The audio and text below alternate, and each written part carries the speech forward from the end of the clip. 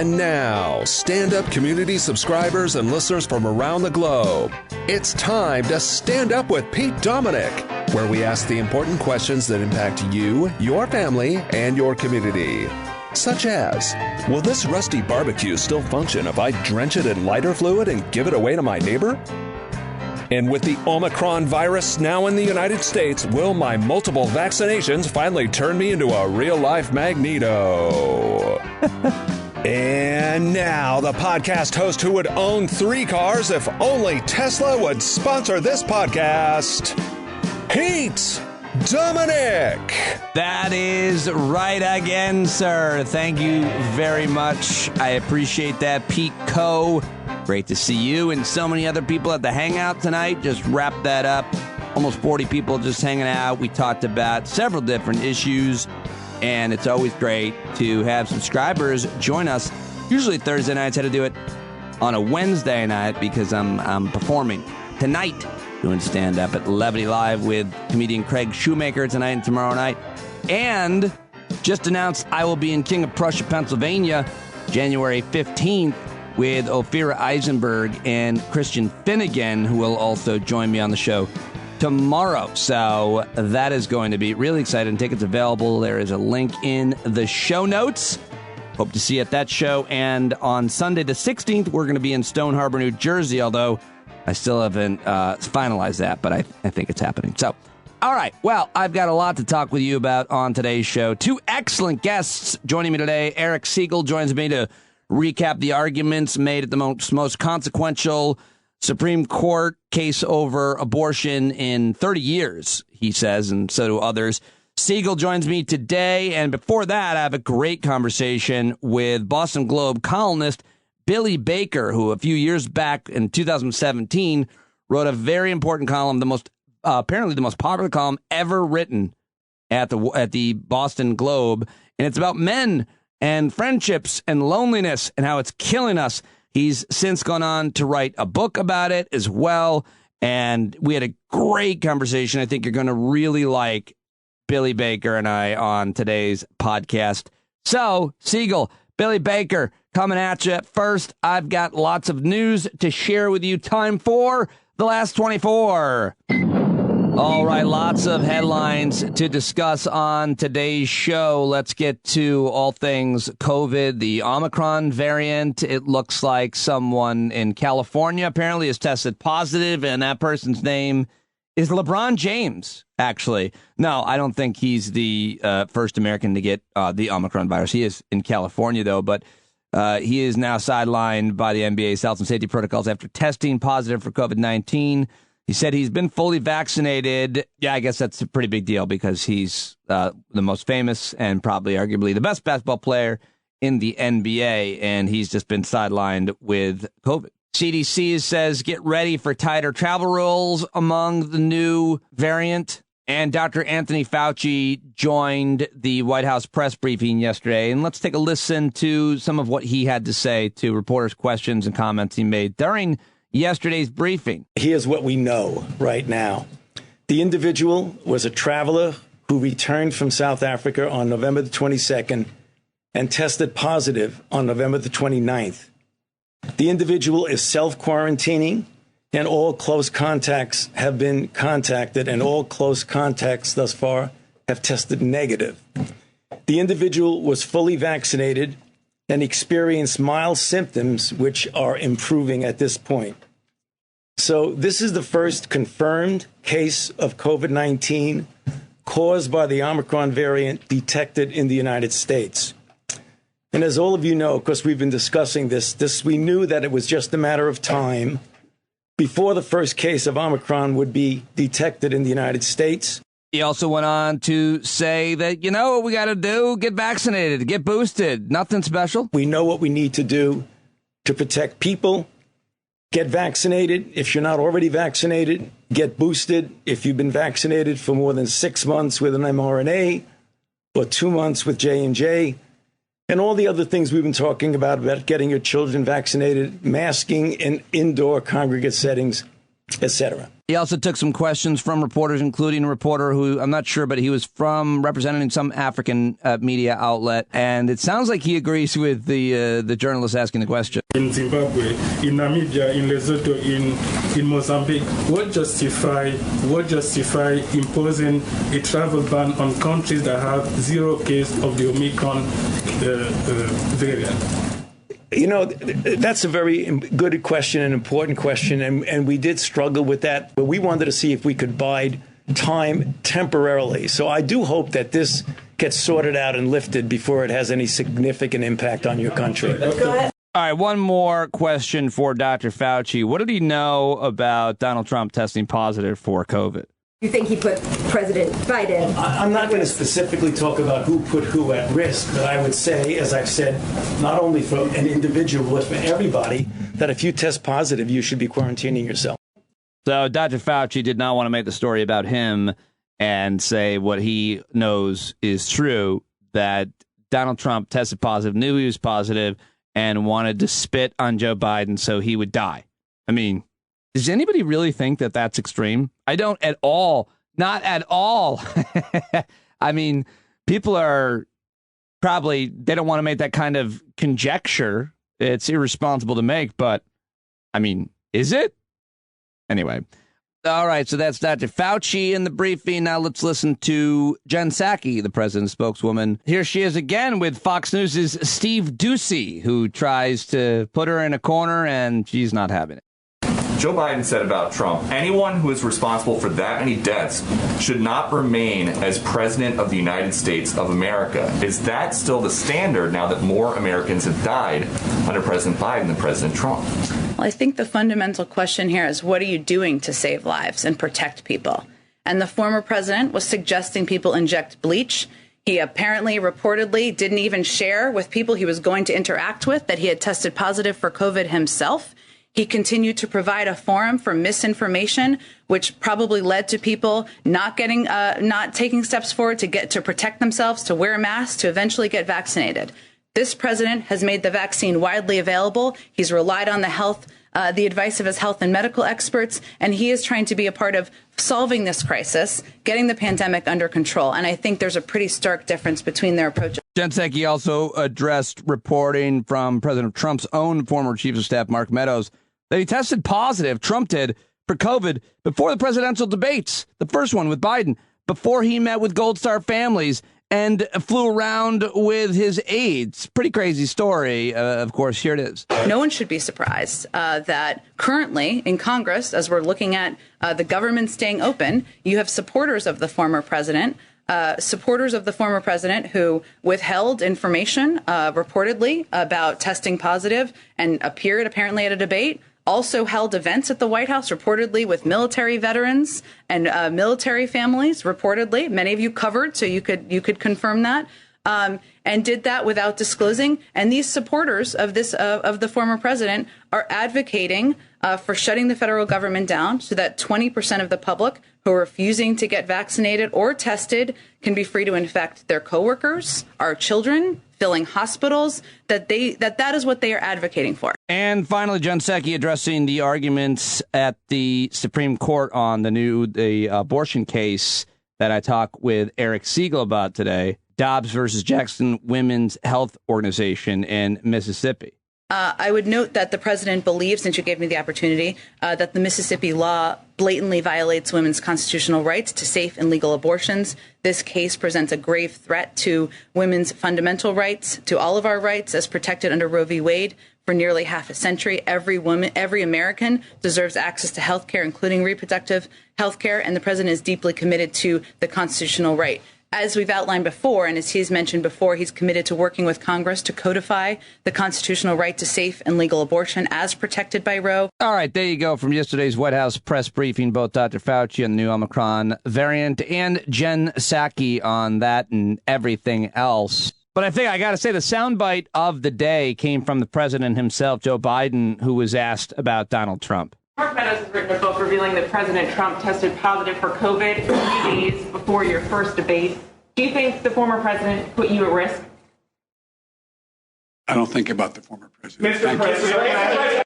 Oh, sick mic drop, Mr. President. That was an Oakley's Aviator glasses moment. Should have just thrown them on and music should have started playing.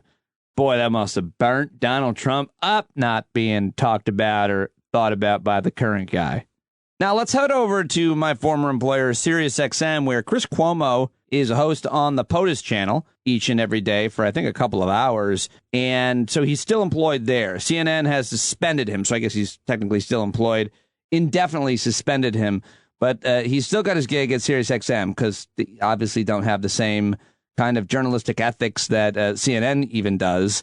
Not a concern, really, for them. I mean, okay, they're an entertainment company. But anyway, that channel is supposed to be about journalism and probably not great for the brand. But here he was yesterday talking on his radio show that used to share a studio with me, although he usually broadcasted, I think, from home. Here's Chris Cuomo on his SiriusXM POTUS radio show, which I think is called Let's Get After It or something like that. You know this already. It hurts to even say it. It's embarrassing. But I understand it. And I understand why some people feel the way they do about what I did. I've apologized in the past. I mean it. It's the last thing I ever wanted to do was compromise any of my colleagues and do anything but help. I know they have a process that they think is important. I respect that process. So I'm not going to talk about this any more than that. Okay, well, there he gets to address it. I remember those days. Get to address all your controversies. I had one of those moments. Not quite, certainly not quite like that. I wasn't in trouble. I think I looked good when it happened when former CNN host Rick Sanchez came on my SiriusXM radio show and basically said Jews run the media. And the audio somehow got out, and he was fired by CNN the next day. Look it up. Rick Sanchez, CNN, Pete Dominick. Google it. It happened. I went on the show the next day and I said, listen, I don't want to make this about me. I do this show every day talking about current events and issues that matter to you. And in retrospect, I should have made it about me because a whole bunch of big name shows asked me to come on and I turned them all down because I wanted to have integrity.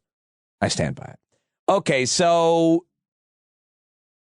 now I want to play for you Marjorie Taylor Greene clip because it matters. In this clip, she says that she and her colleagues, her extremist colleagues in the House, she doesn't use those words, that they're not the fringe, they're the mainstream. And I hope corporate media is listening, corporate political media is listening, because this is the first thing that she has, I think, gotten right in a long time. This is, by the way, on Steve Bannon's stupid show. Steve Bannon's sitting there like an old rotten potato listening to her. Crazy time. Let's head over to Crazy Town.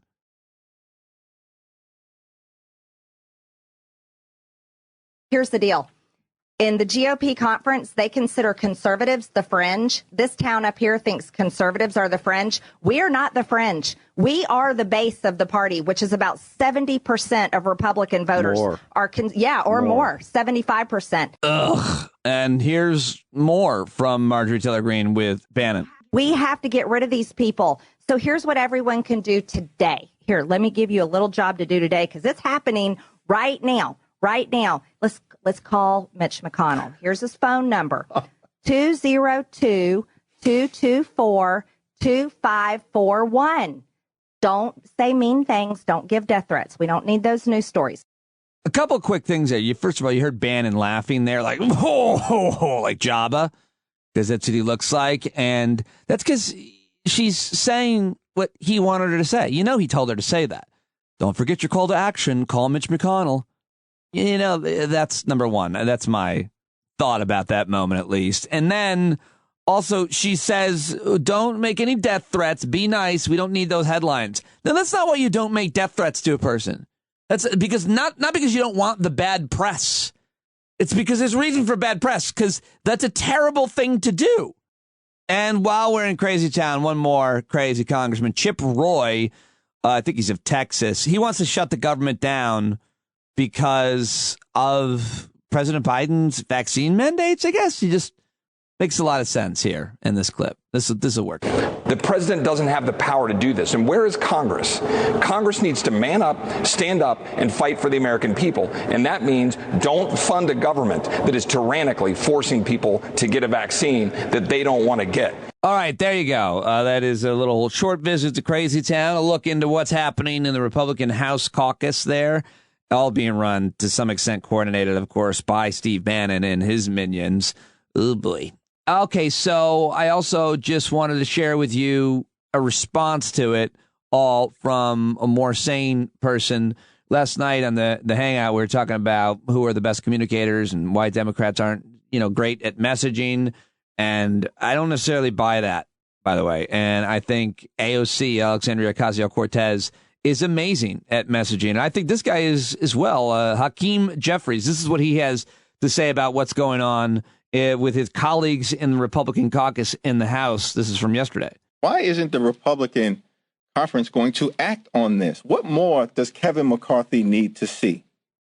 I mean, what more does this guy really need to see? He's got Marjorie Taylor Greene completely out of control, Gosar out of control, Lauren Boebert out of control, Crossfire. He's trying to mediate the dispute, can't do anything. And we think this guy in this conference is going to solve problems on behalf of the American people. They can't. I like that. Here's another very effective communicator. Ayanna Pressley, a congresswoman from Massachusetts, at a congressional hearing yesterday. Chair, the House just passed the Build Back Better Act. We're closer than ever to delivering overdue support for workers, for families, and the economy. There's truly just so much for us to feel hopeful about. Unfortunately, many Republicans are working overtime to distract from these historic accomplishments. Today, they speak about inflation, and they speak about it without any nuance or any context, and they refuse to put forth serious solutions. They use their platforms to discourage people from getting vaccinated, which will only prolong pandemic-induced inflation. They spread lies that the Build Back Better Act will add to the deficit, despite 3 years ago enthusiastically passing Trump's tax break for the wealthy bill, knowing it would add $2 trillion to the deficit. I'm tired of the fear-mongering and misinformation, so let's today, in this moment, set the record straight about the Build Back Better Act. So I think Ayanna Pressley's a really good communicator. And you know who else is? This woman, Stacey Abrams, who announced that she will once again run for governor of Georgia. A lot of people wondering about whether or not she would do it. Well, guess what? She announced it yesterday, and here is her campaign ad announcement. I've worked a lot of jobs in my life. How are you? I'm good. Thanks for coming. Absolutely. And for the past 4 years, thank you for our daily bread. When the hardest times hit us all, amen, I've worked to do my part to help families make it through. There you go. Paying off medical debt for 68,000 Georgians. Expanding access to vaccines. Bringing supplies to overwhelmed food banks. Lending a hand across our state, especially in rural Georgia. We help finance small businesses trying to stay afloat. And I spoke up for families being left behind. While my jobs have changed, what I know to be true has not. Our values are still strong. No matter where we come from in Georgia or how long we've been here, we believe in this place and our people. Folks who deserve to be seen and heard and have a voice. Because in the end, we are one Georgia. Regardless of the pandemic or the storms, the obstacles in our way or the forces determined to divide us. My job has been to put my head down and keep working toward one Georgia. For that farmer in Peach County, the teacher in Sparta, the mechanic in College Park, for our next generation who should have more than we can imagine. Because opportunity and success in Georgia shouldn't be determined by your zip code, background, or access to power. But if our Georgia is going to move to its next and greatest chapter, we're going to need leadership. I think he'd make a really good governor. All you gotta do is stay tough and stay brave. Thank you. Leadership that knows how to do the job. Leadership that doesn't take credit without also taking responsibility. Leadership that understands the true pain folks are feeling and has real plans. That's the job of governor, to fight for one Georgia, our Georgia. And now it's time to get the job done.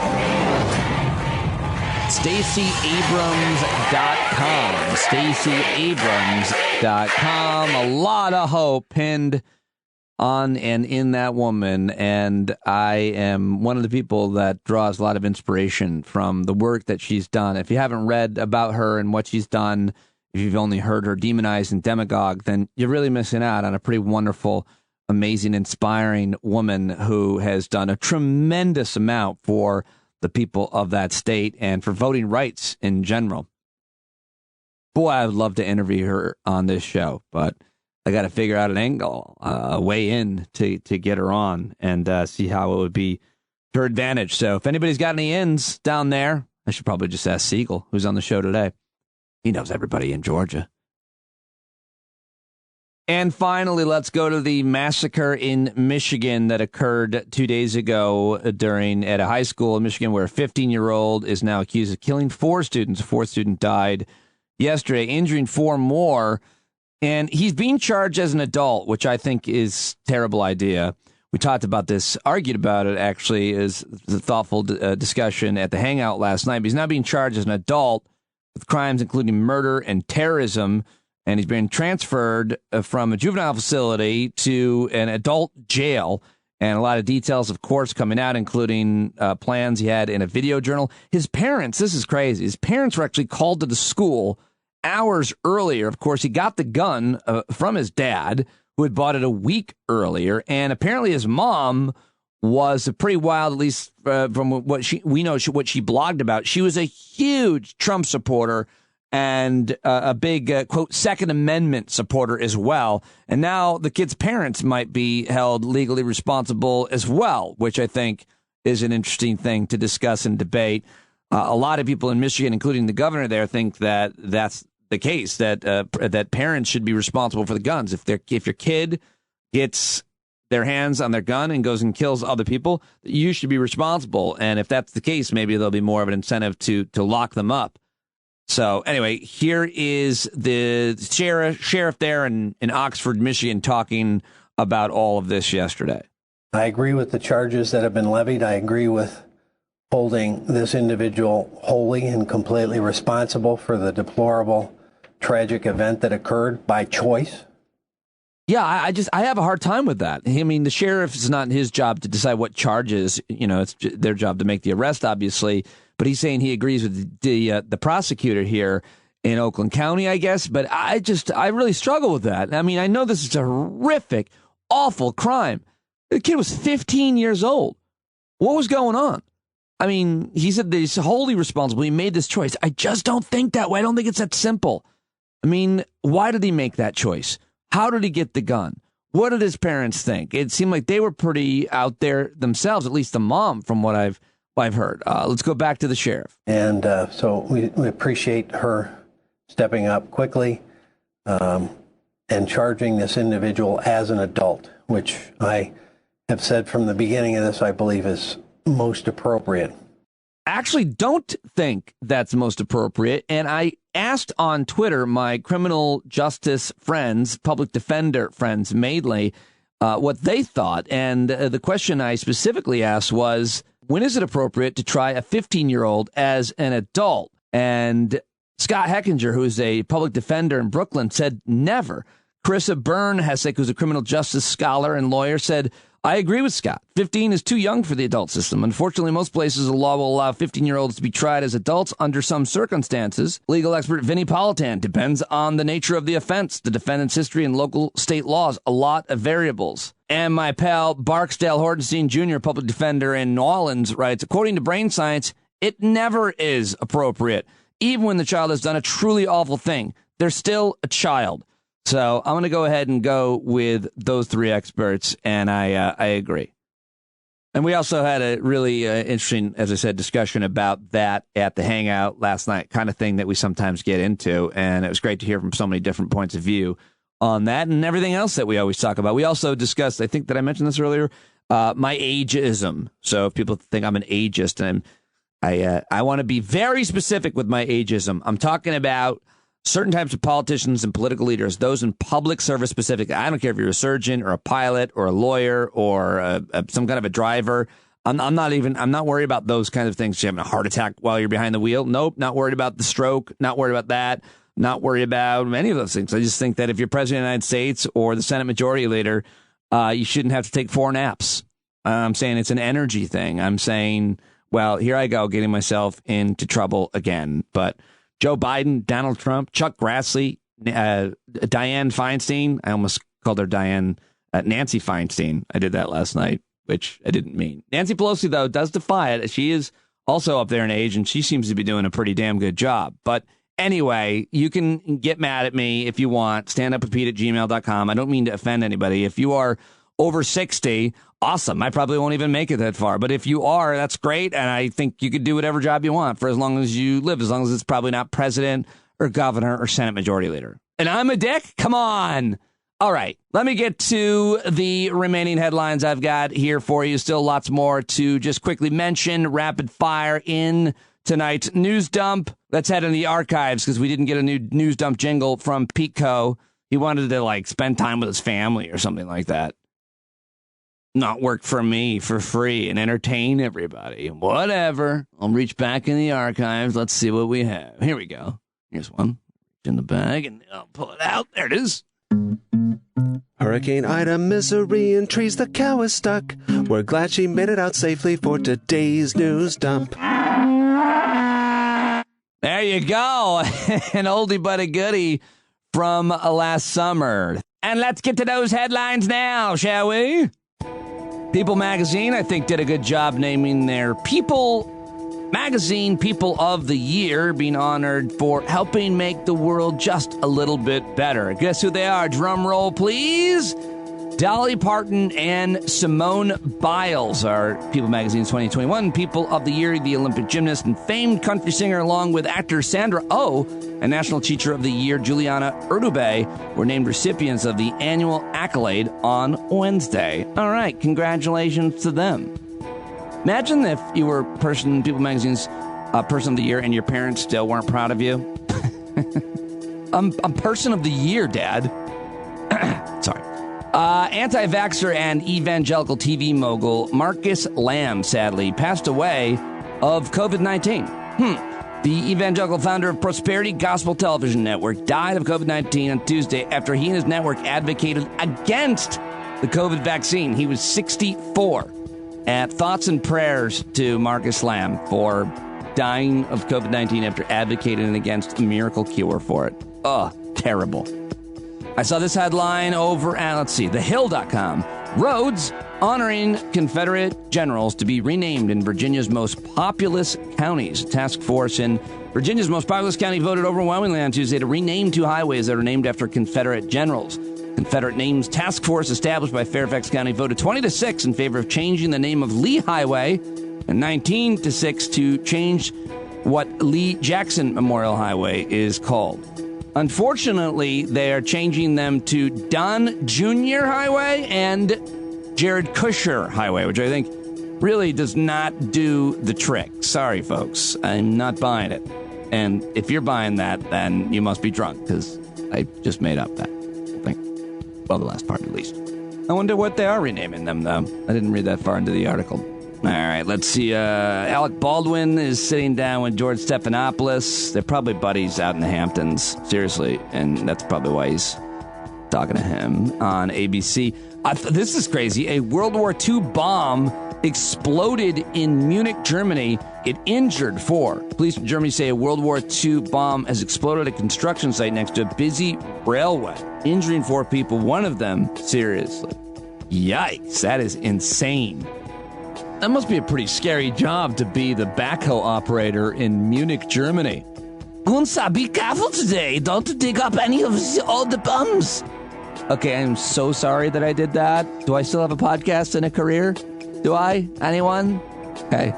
Okay, let me move on then. You can forget that happened, right? Giving Tuesday broke records. A record $2.7 billion was raised during the annual Day of Generosity. Organizers for Giving Tuesday say American donors gave $2.7 billion during Tuesday's Giving Day, and probably a good point to promote and plug GiveWell.org, which is the best place to give your money to. GiveWell.org/standup. They'll match anybody's donations if it's the first time you've donated up to $250, and it's an awesome organization that is doing so much good in the world. Go check it out right now if you haven't. GiveWell.org/standup right now.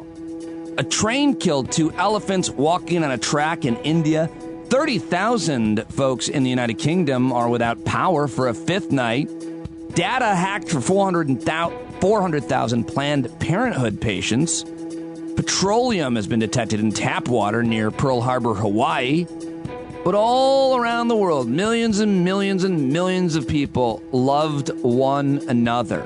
And life moved on, and people did good things for each other, and they were not reported in the news because they are the norm. Don't forget that. I should say that at the end of every news segment, shouldn't I? All right, that is all of the news I've got for you on today's show. And I've got a great conversation coming up with Professor Eric Segall about what happened at yesterday's Supreme Court arguments, about the future of abortion, his predictions, and more.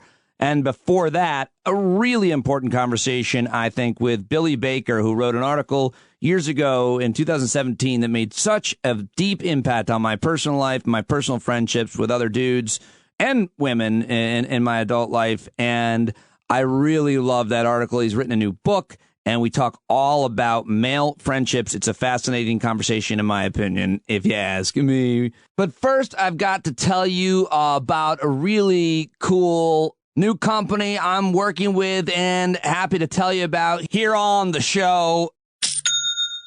Oh, yeah, Cold Hard Cash. Love that sound. It's the sound of another sale on Shopify, folks. Do you know Shopify? Do you guys use this? Do you have a product that you're selling? Have you bought anything on Shopify? This is a really cool all-in-one commerce platform to start, run, and grow your business. If you haven't heard about it, you got to check it out. Shopify gives entrepreneurs the resources once reserved for big business. So upstarts, startups, and established businesses alike can sell everywhere, synchronize online and in-person sales, and effortlessly stay informed. Scaling your business is a journey of endless possibility. Shopify powers over 1.7 million businesses from first sale to full scale. Reach customers online and across social networks with an ever-growing suite of channel integrations and apps, including Facebook and Instagram and TikTok and Pinterest and more. Gain insights as you grow with detailed reporting of conversion rates, profit margins, and beyond. It's more than a store. Shopify grows with you. This is possibility powered by Shopify. Go to shopify.com/standup. That's all lowercase, shopify.com/standup right now and get a free 14-day trial and get full access to Shopify's entire suite of features. Grow your business with Shopify today. Go to shopify.com/standup right now. Shopify.com/standup.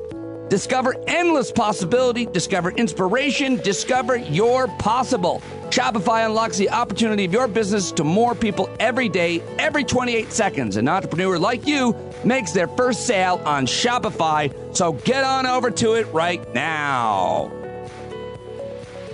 All right, there you go. Shopify.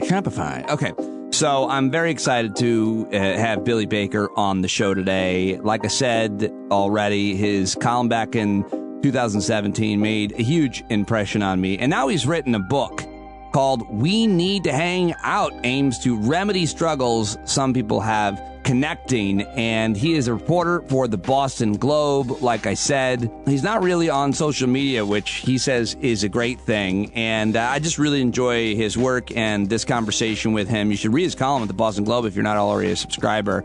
He reports on like the outdoors and outdoor activities and industries and so on. It's really, really fascinating work that he does. Okay, well, here's my conversation with Billy Baker about making friends with dudes and why it matters. Well, I'm very excited to have my first guest joining us today because his article in the Boston Globe changed my life and the life of so many men when it was posted and then shared seemingly by millions of American men with their friends back in 2017. That article is titled, "The Biggest Threat Facing Middle-Aged Men Isn't Smoking or Obesity.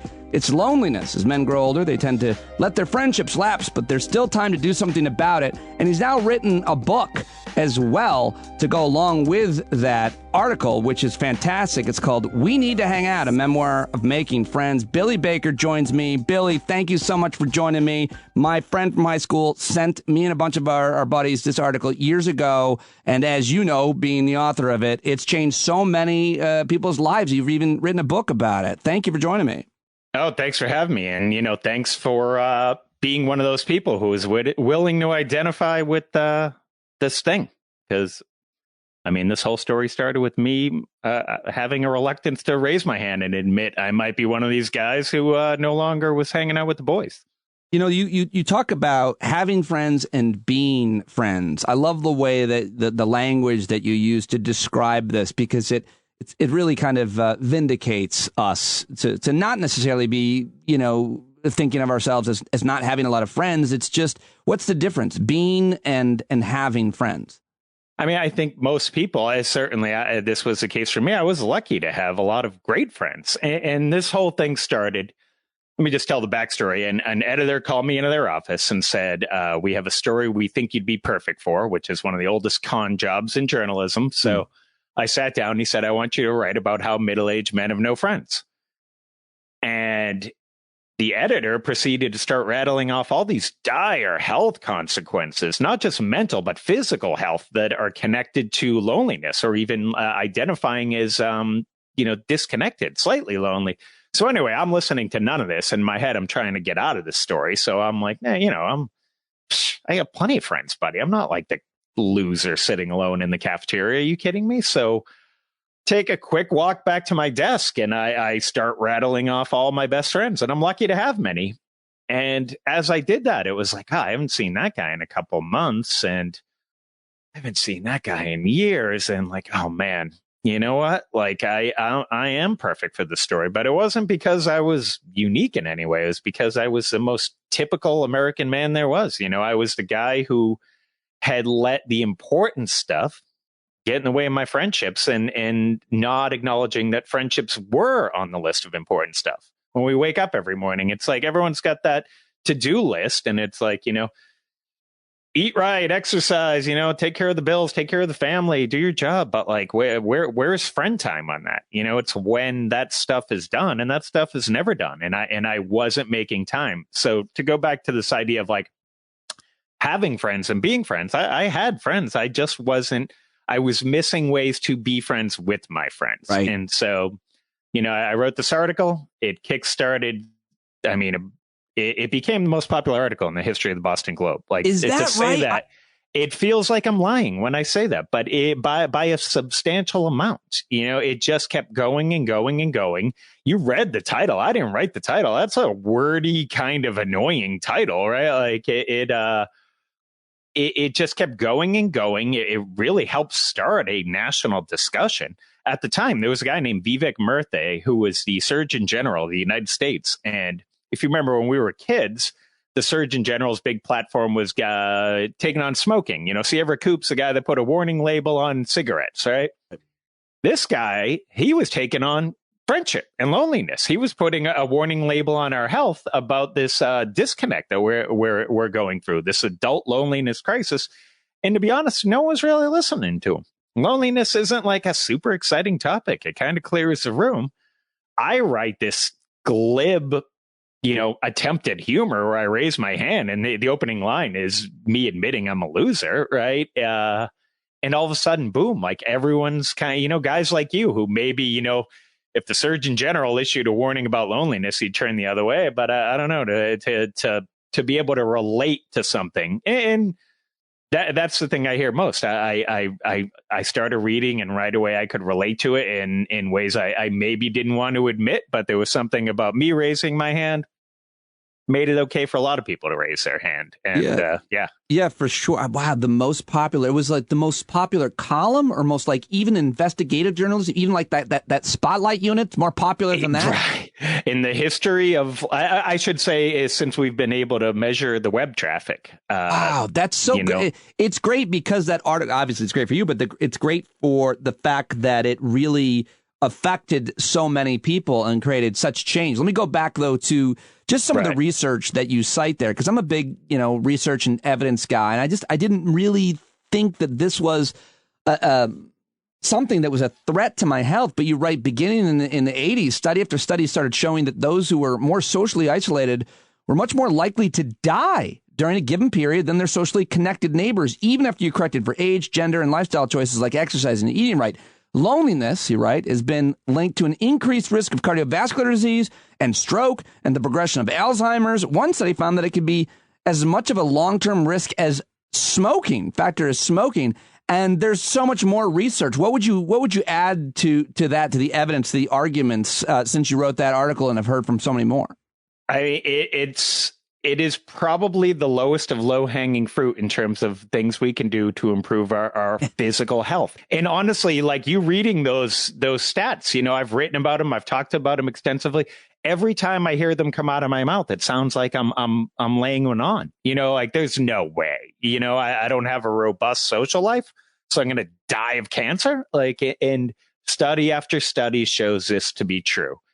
And so the science, so, I wrote a lot of that in the article. In the book, it was like, it was a response to the response I was receiving. So I write this article, it becomes super popular. I hear from a million guys, and none of them were asking for more evidence of the cancer. They wanted to know, what's the cure? And that has the easiest answer, right? What's the cure for friendship?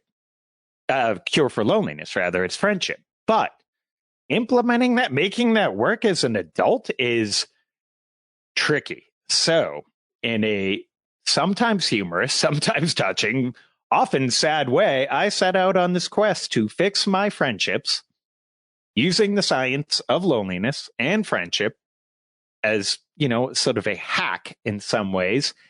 And ultimately, after 3 years of throwing much at the wall, I could say that I completed a journey where when I started, I was a guy who had lots of friends and no way to be friends with my friends. I didn't have active membership in a tribe. And by the end, I had a tribe. I had created a tribe, and that tribe solved the smallest want in my life, which was I want someone to hang out with on a Wednesday night.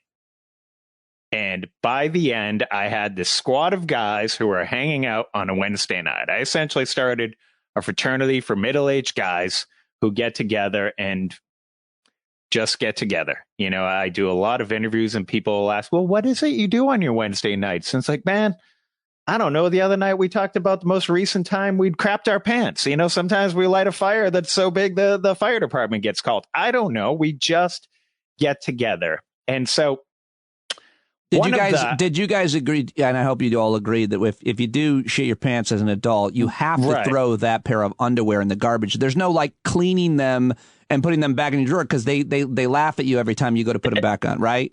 We agree? I mean, I think all of our underwear doesn't look so great to begin with at this point. But how dare you? I'm wearing Tommy John now because they're a sponsor of the show. Thank you for giving me that opportunity. Anyway, So there's this thing I learned early on in this journey about men and women. There's a fundamental difference in how we are able to be friends. So women talk face to face and men talk shoulder to shoulder. We know this from sociologists do these things called photo studies. They go around the world, they creep around, they take photos of people interacting. And if you analyze them, very clear difference. The guys are, look around the world. It's box seats and bar stools. All these things are to put us in a shoulder to shoulder position. We also know that men make their closest bonds through activity. Sports, military service, school, whatever it might be. That's how you make your deepest friendships. What disappears when you're an adult? It's activities with your friends. It's opportunities to be shoulder to shoulder.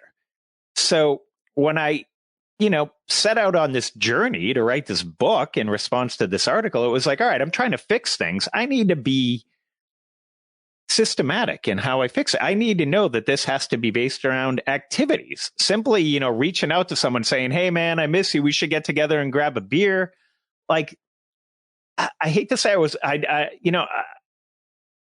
when that sort of invite would be thrown my way throughout life, I'd always be like, do I really want to get together and have coffee? But if that same person had said like, hey, any chance you could come over and help me like cut down this tree in my backyard? I'd be like, yeah, what time do you need me to be there? Right. There's something about that. And, I did a lot of looking at our ancestral history, the evolution of humankind and friendship. And I mean, how did men initially bond? They bonded through hunting, right? Like that was our activity. There's an argument that says that the reason we have big brains is because we were able to acquire large chunks of protein and cook it.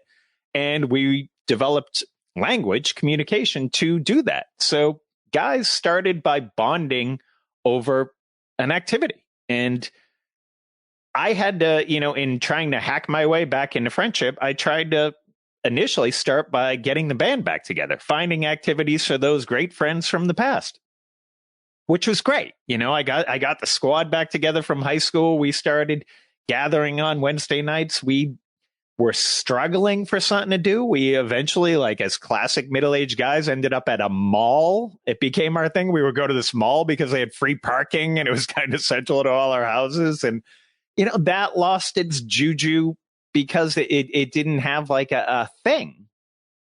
And I realized in doing that, I was guilty in two ways. One was trying to go back in time. The past is a great place to visit, but and I'll be boys with them till the end. But I'm one of these people, a very common story in America. I no longer live where I grew up. I only moved about an hour away, but I'm sitting here working on this book. I'm reading the research, and it's like, if I really want to reap the health benefits of friendship, which to this day, I still can't believe how great they are, I need to make friendship a part of my daily life. So I need friends where I live now. I need active membership in a tribe. And because I don't have one where I am, I had to create one. I had to go through this awkward phase of converting those acquaintances, like you're a dad, when you become a dad, I think I thought that, I'll just make friends easily. Like when I think back to my childhood, my parents seemed to hang out with the other parents at the ball game or whatever it was. And I certainly, connected with some people, but it was a connection of like, hey, we should, how's it going? We should grab a beer sometime. We need to hang out. Literally the title of my book, it's a nice way of saying I like you and you seem to like me. And maybe, we should try to get together. But how often did that happen? So I became the annoying guy that made it happen. I wanted to convert acquaintances into friends and then convert friends into best friends. I actually heard this thing Mindy Kaling said on her show, The Mindy Project, which is that a best friend is not a person, it's a tier. So in thinking of best friends as a tier you could elevate to, setting out to try and make new best friends was not an insult to my best friends of the past. Those people that, were in my wedding, those people that, if you cornered me and said, who's your best friend? I would say these people. Men put a lot of weight. We know this from studies. We put a lot of weight on having history with someone, going back with someone, and perhaps too much weight. This idea that like I can't call someone a best friend that I just met 2 years ago. Like that's awkward, even though that's probably the person you're spending more time with, the person you're actively being friends with. So I set out to, it is an awkward thing, but I set out to, convert acquaintances into friends and find some best friends and find a squad to hang out with on a Wednesday night. And holy crap, did I throw a lot of stuff at the fan, and a lot of it failed, but it ultimately succeeded and it elevated my life and the lives of those guys. I think we could all say it's the best gift we've ever given ourselves is to make friendship a priority in our adult life. So many questions to ask you, and you talk a lot about all this in the book, obviously, but what is it with men and trying to make friends and that whole idea of let's get a beer, let's get a drink together at some point? Because I feel like the anxiety immediately comes with, I'm going to have to be in a conversation with this guy, and I'm not sure I'm going to like being in a conversation with this guy. I don't know if I'm going to like his views on life and things and morality and politics. And, you know, maybe he's not funny, and that's going to be a problem for me. And so this idea of having an activity is a really interesting point. And again, we can talk about the difference between men and women, and we're generalizing. It's not true of all men. I mean, you and I have no problem probably in conversation with most people because it's part of what we do for a living. But I still do think that when you get together with another guy, there's something about the give and take, Billy, of the conversation where there's this kind of, you feel forced to keep it going as opposed to having some lulls and some pauses. And that's what going to a game or watching a game or golfing or a friend of mine is in a Dungeons and Dragons club as an adult. They meet every week. There's an activity. There are lulls. The conversation doesn't have to be ping pong back and forth all the time. And that, you know, we can get to why it becomes hard to be personal and vulnerable. But what about all that? Just the forcing of a traditional conversation is hard for a lot of us, even those of us who are good at it, because sometimes there's just, you know, it's not always going. It's not always flowing. I mean, those things feel like a first date. They're like an interview. They're an audition. And that's no one enjoys that, right? You know, for me, the magic happens when we're standing shoulder to shoulder and doing something else. And then things pop, right? Then it's like, hey, how's your father doing, by the way? You know, and then we get into that rather than sitting down and, you know, again, this is a physiological thing with men.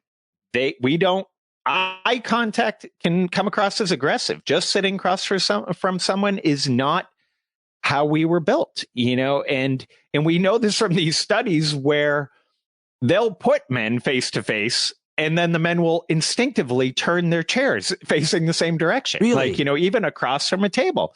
I get it. You know, like even right now, we are on a video conference and I have done it. I have turned myself shoulder to you. Right.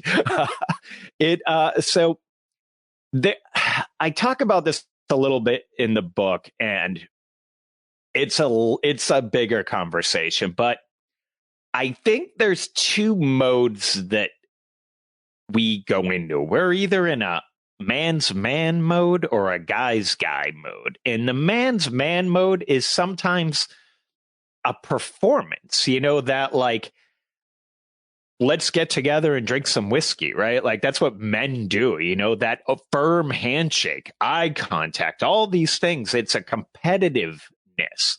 A guy's guy is a guy who, like, you know, they throw their arm over your shoulder, give you a little nut tap, right? You know, like, you know, how's it going, like buddy? I like that guy. Yeah, and those are the people where you just feel like you skip the awkwardness and you're immediately like, you know, it's that magic, you know. There are fundamental differences in the way men and women behave, and men, like, you know, go for the guy's guy thing. Like, I get it. The guy, you know, men's man, as I write about it in the book, it comes out in these stupid ways. You ever try and strap something to the roof of a car with other guys around, and all of a sudden everyone's an expert on knots and aerodynamics, right? Like, I've strapped a million things to a roof of a car. None of them have come off, right? None of them have blown down the highway. Or the other one is fires. There's something about a fire where you go up to put a log on the fire in front of a group of guys, and there's one guy who'll go, hey, it doesn't need another log yet, right? All of a sudden, we're cavemen, right? Like, and that is that man's man competition, a little bit of showing you up by elevating themselves. Right. The better version of that, and the version I think women have the hardest time getting their head around, is the ball busting side. That's guy's guy behavior, right? Like, to go back to that nut taps, that's cutting your buddy off at the knees when they're getting a little too proud, but done with a smile, done with the wink. And that is, you know, I grew up in Southie, which was this, you know, kind of wild place filled with just millions of kids. That was a fundamental memory of my childhood. There were just kids everywhere. So to survive, you had to be good at that, like, kneecapping game. You know, you had to be a good little ball buster. You had to had to be a good story, a good storyteller, a good raconteur. If you wanted to hold the conversational floor, you needed to be good or someone was going to take it right away, right? So hanging on the corner with a big group of guys, and the way we shared our love, which I never saw it at the time, but as an adult, I see it. It's like we were, the people I was closest to probably were the ones who spent the most amount of time telling me how much I suck, right? Like those are the people that, as an adult, I'm still every now, you connect, and like the first thing they're going to do is make fun of what I'm wearing or make fun of the last article I wrote or whatever it might be. And it's their way of saying, hey, I love you, but I'd never say it. I certainly appeal to that. I mean, just as a guy, as a comedian, and then I like it even more. Even like when I hang out with, it's even worse and more brutal. I don't know if you've ever hung out with or been really close with a bunch of black guys. It's 10 times. You think the white guy ball busting is mean? When I learned that and they hazed me in college, I was like, oh, this is a whole nother league. But the interesting thing about that is when you can peel back that kind of overt masculinity in the ball busting, which I'm always for, and everybody that listens to this show knows that I welcome it anytime. I mean, if I even misspeak on this podcast, I leave it in so people can make fun of me on Thursday nights when we all get together. So I welcome it. I love it. But I also am really more attracted to men at this point in my life as friends who are vulnerable in some way or another, who are going to talk about their problems. Admit you have some. Admit your marriage isn't perfect. Admit your job isn't perfect. Admit you're worried about money. Admit anything about your stress, your anxiety. And I once was, I'll never forget. I mean, I mess with guys a lot when they're not that vulnerable. I was hanging out with these two guys I just met at like a dinner party. I didn't know them that well. They're both contractors. And they were talking about their gear, which I like. I'm into that talk. I'm totally into that talk. But it got boring after a while. And so finally I just said, do either of you ever get vulnerable? And they stared at me. And one of the wives jumped in and saved them. It was so horrible for them that I mean, obviously I kind of hit it too on the nose there maybe, but I can't at this point deal with guys that don't. I feel like it's a sign of confidence when you're able to talk about what's eating at you, what your struggles are. And I have a hard time relating to men who can't do that at least a little bit.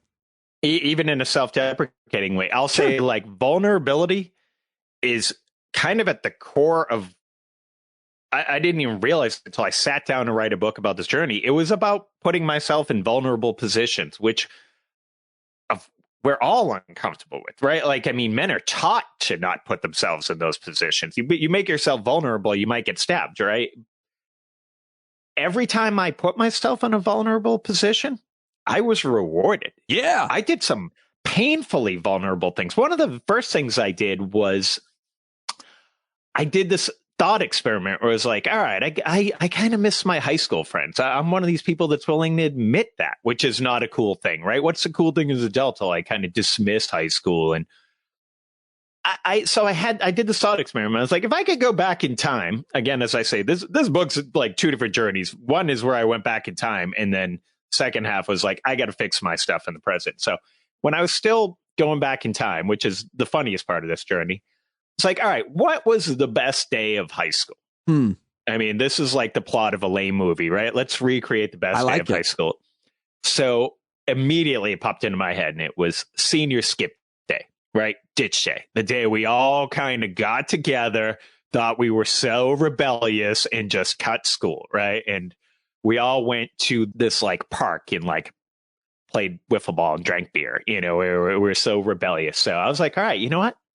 I'm going to bring back senior skip day. Okay. So I had a graduating class of like 300 kids, right? There's a Facebook group. So here comes Billy Baker from the clouds. Haven't heard from this guy. And it's like, hey, I'm bringing back senior skip day.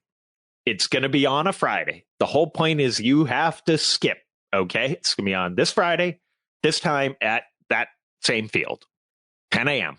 And that's it. Like, no need to RSVP. Just come if you're going to come. If we try and schedule it for a weekend or whatever, there's, my kid has this and that. It's like, nope, you need to cut out on the world and you need to go hang out with your high school friends that you haven't seen in 25 years. So fast forward to that day, about 9:45, I go pop open a beach chair on this field. Lovely May day. crack open a beer and pour it into a red plastic cup, as you do, right? Probably, if not the most nervous I've ever been in my life, like a top 5 moment. So I'm sitting there as vulnerable and as exposed as you could possibly be. Totally nude.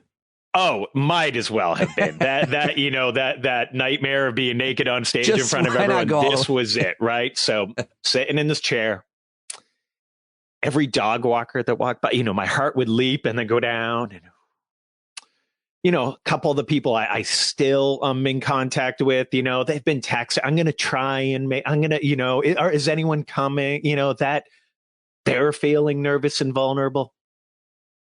10 o'clock comes. No one's going to be on time if they're coming, right, Billy? They're coming, right, Billy? Oh my gosh. I mean, sweat in places we don't want to talk about, just sweat.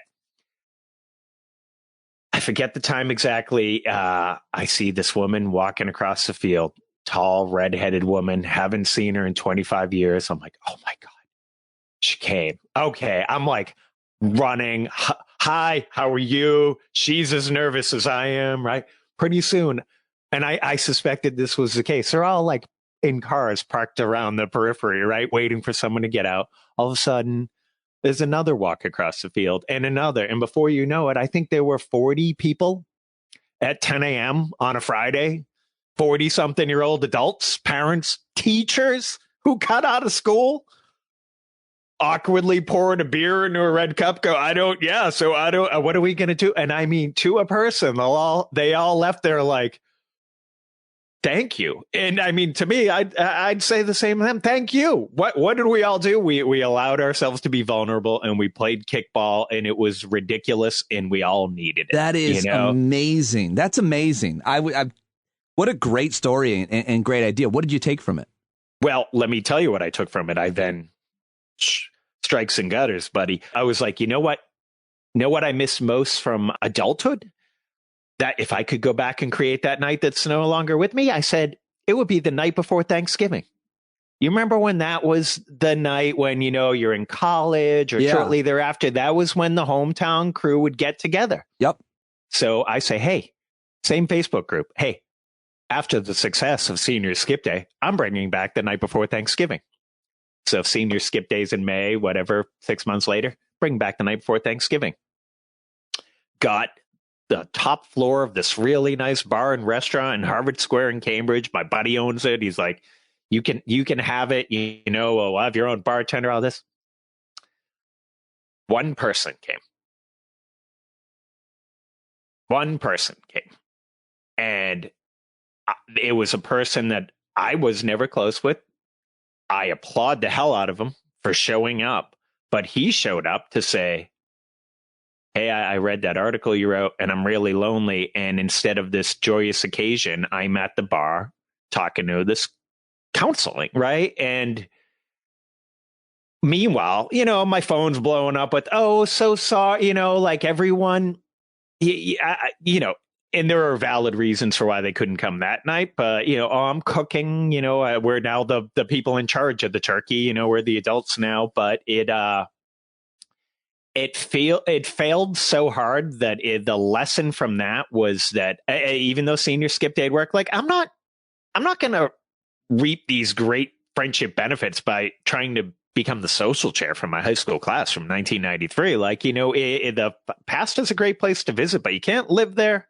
I know where I live. I'm going to get in the car right now and drive an hour to where that is. And you know what I need to do starting tomorrow? I need to, grab that guy I'm always busting balls with at the gym and be like, hey, do you want to hang out outside of the gym? I'm going to, see that dad I know from the sports game, be like, hey, me and this guy I go to the gym with are going to go, play bar trivia. You want to come do that, and really make these efforts here for men that were all to a T exactly in the same situation as me. And so for each of them, they had to, open up, be a little vulnerable, admit that hey, yeah. It's not a cool guy thing to admit. I on Friday night, I go to bed at 9:00. I don't have a crew I'm hanging out with. Are you kidding me? I'm exhausted. So everyone played along, and pretty soon my social life was thriving. I'm now at the point where, I feel like there's this weird cycle in a relationship where in your 20s when you're kind of getting together with your, the woman you're going to end up marrying. I mean, I'm generalizing here, but, you start getting serious and they start doing that. Hey, you need to spend a little less time with the boys and a little more time with me, right? Right. Fast forward 20 years, like, yo, you need to get out of this house, right? You're driving me nuts. You're driving the kids nuts. Fast forward to me now, I'm getting that talk again. Like, hey, maybe you're spending a little too much time out playing with the boys, right? Like, good problem to have. I love it. I love that story. There's so many things to say about it, but I wanted to ask you about what you think, if anything, changed as a result of the pandemic. I feel like we were, a lot of guys at least, forced friendship virtually. Hey, this is crazy what's happening. We never thought this is going to happen in our lifetimes. By the way, I'm class of 93 too, high school as well, which is interesting, upstate New York. And so a few of my buddies, like 6 of us, we did a Zoom hangout a couple times. It was really interesting and fun. But then another couple of my friends who had already started a text chat from high school with like 6 or 7 guys kept adding people to the point it was 17 guys. And then we planned a get together, and then 17 guys rented a house from high school. Most of us hadn't seen each other in 25 years. And we all hung out for 3 nights at this house this past summer. In addition to that, I've done all kinds of other things, and I think a lot of them were a result of the pandemic, and certainly a lot of them were a result of this new experiment I'm doing with this podcast and creating this community. But how does technology change our friendships? How have you seen that change in terms of the Zoom hangouts? And you and I were talking earlier, and we hate to tout it, but it's been a game changer for me. This app, Marco Polo, especially with men, has changed me, because what happens there is you just talk into your phone and then you hit send, and then that person responds whenever works for them, and they too can kind of say things and do things they wouldn't maybe say to your face, because it's weird to say something to somebody's face. In the moment, they interrupt, they have a reaction, a facial expression that tells. I have a buddy of mine who, he doesn't listen, I'll mention his name, Chris. He never says shit when we're together. But man, does he open up on that app. He opens up for 15 minutes. He tells me everything. What has technology done to change male friendships or friendships in general, would you say? And how has the pandemic maybe sped that up, maybe? Well, let me go back into our evolutionary history, right? So there's this question, we know why we had to have a tribe in the past, but a question is arisen in modern times. Why do we need friends? Sebastian Junger makes this great point in his book, Tribe, which is about the benefits of having a tribe, that for the first time in human history, we here in America could live a life entirely without friends, without anyone else. We could work from home. We get our food delivered to our home. We can never leave our home. We could live without interacting with others. So why do we need friends? And the anthropological answer to that, the best answer to that, is we keep them around in case it hits the fan, right? So what happened in March 2020? It hit the fan for everyone at the exact same moment. And what happened? Exactly what happened with you. All of a sudden, instinctively, people started circling the wagons. That text chain with your high school friends. I had one with my college friends. All of a sudden, the grad school crew's reaching out. The guys I played on a hockey team. All of a sudden, everyone's kind of just, you know what? I might need some help here. I might need a squad, right? Like, I mean, in those early days, remember, it was like, am I gonna fall down dead and someone's gonna need to bring a pulse oximeter and some Gatorade to my front door? You know, like, is anyone willing to venture outside with the plague? So we circled the wagons, and as part of circling the wagons in the technological age, it felt like we moved from social media to what I'm calling tribal media, which are the group texts, these small enclosed areas. We abandoned this idea that we're, which is a foolish idea, that we're all supposed to be in the same room. And we went into private rooms with the squads, right? In Marco Polo, from the clouds, I had never heard of this in my life. All of a sudden, I'm getting invited to these Marco Polo chains. And Marco Polo is essentially a group text, but instead of text, you're doing video, right? Or it could be one-on-one. It's a video text, right? So all of a sudden, I'm getting these video clips from my friends who are just, pacing around in their backyard because they can't go anywhere else, kind of talking out loud. And we talked about this earlier off the air. I mean, the greatest tool in storytelling is the human voice, the narrator, right? And now my friends who, might be lousy at typing with their thumbs, are all of a sudden, they're talking. They're talking to me. They're talking to themselves. When you're talking to Marco Polo, you're looking at yourself. And next thing you know, I'm having deep conversations that aren't actual conversations. I say something, I hit send, they're replying. And these women that I go to the gym with, they started one of these. And I think it got up to there were 30 women in the chat. And the complaint I would hear was that there's 400 messages a day on this thing. You can't keep up, but it became so valuable. We couldn't leave our houses to talk to anyone. All of a sudden you had someone that you felt like you could talk to. You were actually talking. You weren't texting. You weren't, of course a phone call works, but there's something about being able to read someone's face, to use facial expressions, to convey things. I mean, we've seen how much we've lost in that with masks. I talk to someone with a mask on. I feel like I didn't get half of it, but I feel like, by the way, Billy, yeah. about that, you just made me think of something, but and I got to just mention, because I feel like men, again, generalizing, but we want to fix problems, especially other people's, whether it's our spouse or our friends. And what happens is when you're in a conversation with a guy and he starts talking about his problem, your well-intentioned response is, have you ever tried to do this? Or maybe you could say that, whatever it is. And what happens on these polo apps is I'll sit there and I'll talk about my problems to my buddy Campbell, who I talk about all the time here. And there's no he doesn't interrupt with an answer or something. He just, and sometimes I don't even want it. Sometimes, same thing with him. I say, I heard you. I don't know what to tell you. That sucks. But the idea of just getting it out there and having somebody else hear it and not being interrupted, it's a game changer for dudes in terms of the way we communicate. And you don't have to interrupt and fix or even fix it all. It's just that you put it out. I got that off my chest to you. I'm anxious about this gig or whatever it might be. And you can either respond or not, but I'm glad I got it out. It's like journaling.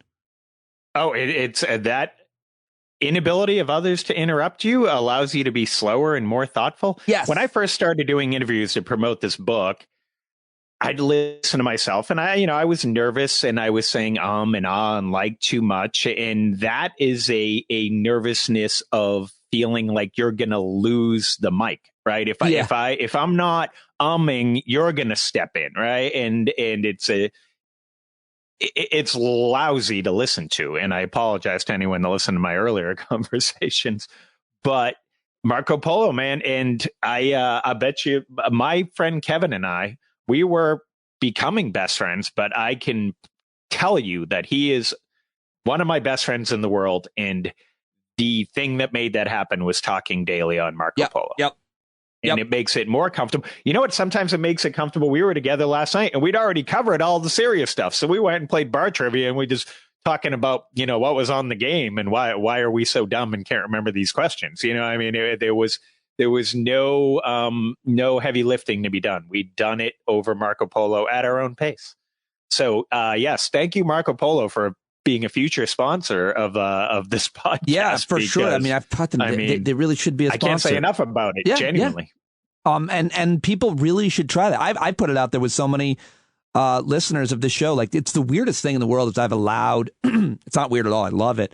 But that word, what is it? Parasocial. The people who listen to the show, so many of them have become really good friends and at times mentors as well. I've got hundreds of friends now that are a lot of times mostly virtual, but doesn't make that much of a difference to me. I mean, I love that I just can connect with all different types of people, women as well, and talk through all different kinds of technologies through the podcast and the community that I've created. I mean, the point I'm trying to make is I went from having a few friends that I stayed in touch with to maybe too many. I have a feeling now of guilt of not getting back to people because I hear from so many people, and that's an amazing problem for a fella to have. So I'm not too anxious about it, but that's where I'm at. And it really all did start with your article back in 2017. Right? 2017. Yeah. Thank you so much for saying that. And that's a story I've heard so often. It's the most touching, flattering thing because it wasn't me. I look back at the article. It's like, yeah, it was funny. It was informative, but it was just a matter of just someone raising their hand and being like, man, I got to fix this. And this would be fun to fix, right? Like, I'm not trying to feed you, broccoli for dessert, right? Like, this is the fun stuff in life. This is the best juju. And I'm a fundamentally happier person. I'm a better dad. I'm better across the board because what? I go out and tell, inappropriate jokes with my friends on Wednesday nights. Whatever it is that you do. I mean, people do some shit that to me seems really weird or boring or whatever, but I'm not judging it because they love it. Whatever it is. I mean, I am judging it. I'm always judging everything because I'm a jerk, but I'm a comedian. But I mean, let me say, you had earlier referenced, a buddy who's in the Dungeons and Dragons club, right? So like that, that's my friend. Everybody here knows Dr. Aaron Carroll. Yeah, he hangs out with it. Yeah. Right. But let me say, back to this idea I was talking about earlier about we all need active membership in a tribe. So there are 3 ways to do that. You need to reactivate one if you've got one from the past. And if it's reactivatable, get on it, right? Like the hard work's already done. You need to, if not, you need to find one or you need to create one. Finding one is easier because what do you need? So, I get asked a lot about like what is the key? And, I ask myself a lot about it. What is that thing? And I spent 3 years with a Post-it note on the wall of my office that said that thing. What is that thing? And ultimately, I came up with this term. I call it a velvet hook, a soft connector, right? And I got that because I was reading the story of the man who invented Velcro, which I won't get too deep into that, but Velcro is a portmanteau of the French words velours crochet. Translated to English, that's velvet hook. So that's what we need for our tribes, for our friendships. We need these velvet hooks, this way to be friends with our friends. So if you've got friends and you want to hang out with them, you got to find that velvet hook. You need to do what you did, get the 17 buddies from high school and rent a house. If you don't have that at your disposal, you need to find a tribe or you need to create one. Creating one, We Need to Hang Out by Billy Baker. We'll tell you all about how challenging that is. But finding one, it's right there in front of you. If you're into Dungeons and Dragons, so is someone else. Yep. And when you go to that thing, you already share this thing in common. We know what these things are, right? They're the Monday Night Bowling League. They're the book club. They're the I feel like, men's and I feel like league, one of the things. I feel like one of the things that like people who get together to play Dungeons and Dragons have in common is that they don't have sex with another person. Ever or just then? Never. Yeah. No. They can't find anybody that will have, because no, I've made that joke like that. That's so funny because that's my buddy Aaron Carroll, and like I've tried every single slam on him, and nothing bothers him. He's like, I love it. I fucking love playing Dungeons and Dragons. And he has plenty of sex with his beautiful wife. So yeah, no, I mean, I think everything you're saying makes so much sense, and everybody should go buy the book to learn more. We Need to Hang Out. I hope that you decide to do something more like podcast or creating a group or whatever, because you're really, such a great source. You've become this guy where probably you never set out to be, but so many men reach out to you and either ask you how to be friends, how to make friends, or will you be their friend? And so, use it, I say. Because it's been, the book is great. I never wanted to be the guy on NPR talking about male loneliness, right? But it happened, it arrived, and I went with it. And I will say this: I'm not an expert on friendship because I have talked to the experts on friendship and realized there are no experts on friendship. Okay, right. You are an expert on friendship.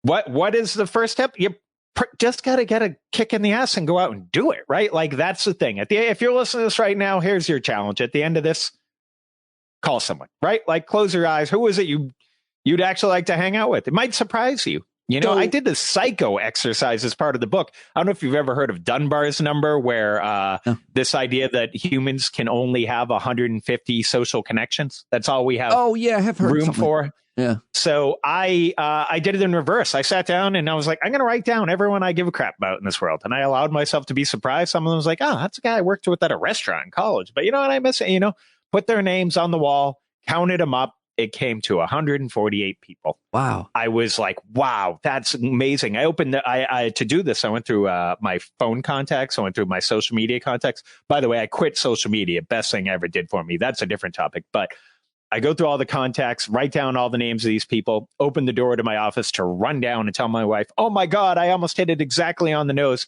Hear the voices of my children and realize, oh, I didn't put their names on the wall because I don't have their phone number or social media contact. So exactly 150 people that I have a meaningful social connection with. So by doing that, guess what? I could look at those names on the wall, put them into groups. Oh, this is a squad. That's a crew. And I made some effort. And each one of those friendships is now stronger than it was when I, like a psychopath, wrote their name on a Post-it and put it on my wall. That's amazing. I love that.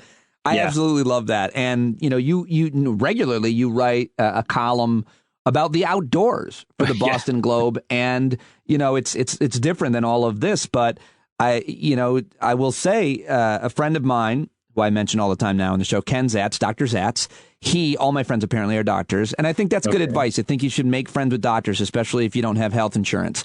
And I do now. But the point is, Ken goes for walks in the woods, apparently usually alone. And he said, would you want, and he takes his dog. And he said, you go for a walk with the dog and I. And so now for the last 3 weeks, I've taken a walk in the woods every Wednesday morning. He couldn't do it today.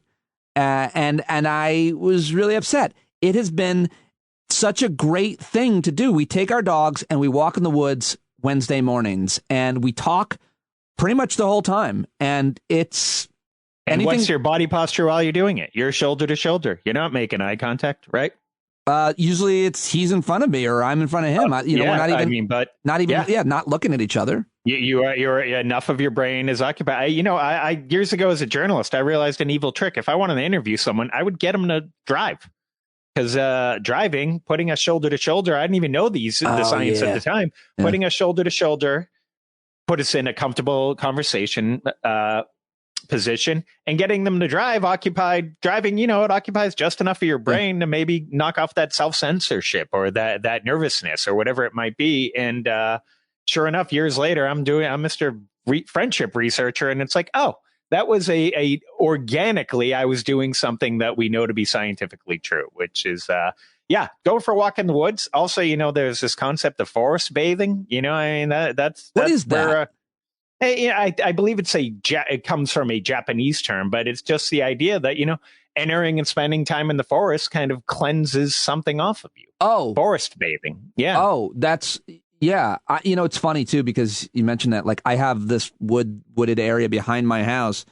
And as a result of the walks with Ken, I'm now I love walking with a dog off the leash. I can never do that in the street. And so now I'm creating a path behind my house, like a little circuit to walk and let the dog go off the leash. And I'm going to forest bathe every day. There you go. And I can't wait. Well, listen, man, I love talking to you. I really appreciate you joining me, Billy. You changed my life with the column and the book.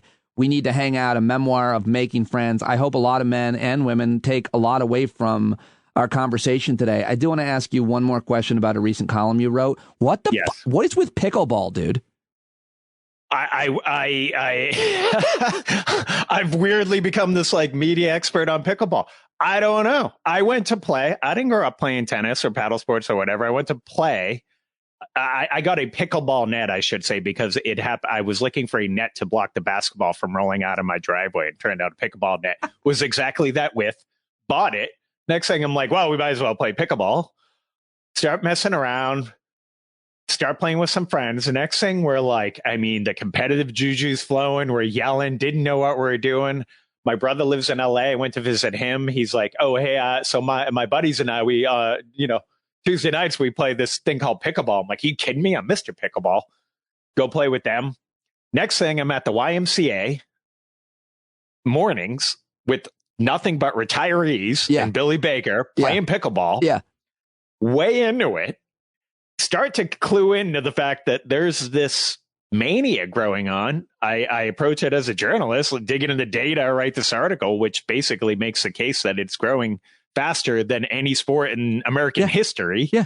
And that article set off a storm. Tennis people, there's like this hilarious YouTube video people keep sending me. This guy who's apparently like the biggest tennis blogger on YouTube, sitting there like citing statistics from my article, getting mad because pickleball is taking over tennis courts. You know, like they're putting the line, and it's this wild thing. Do tennis players hate pickleball players? Is there a feud? I think, definitely. Because they're taking the courts, which that's a fair. They're taking the courts. It's way more accessible, you know, so it's like, it doesn't require the years of training and skill. And the people that like pickleball would say, precisely, right, yeah. It's like ping pong.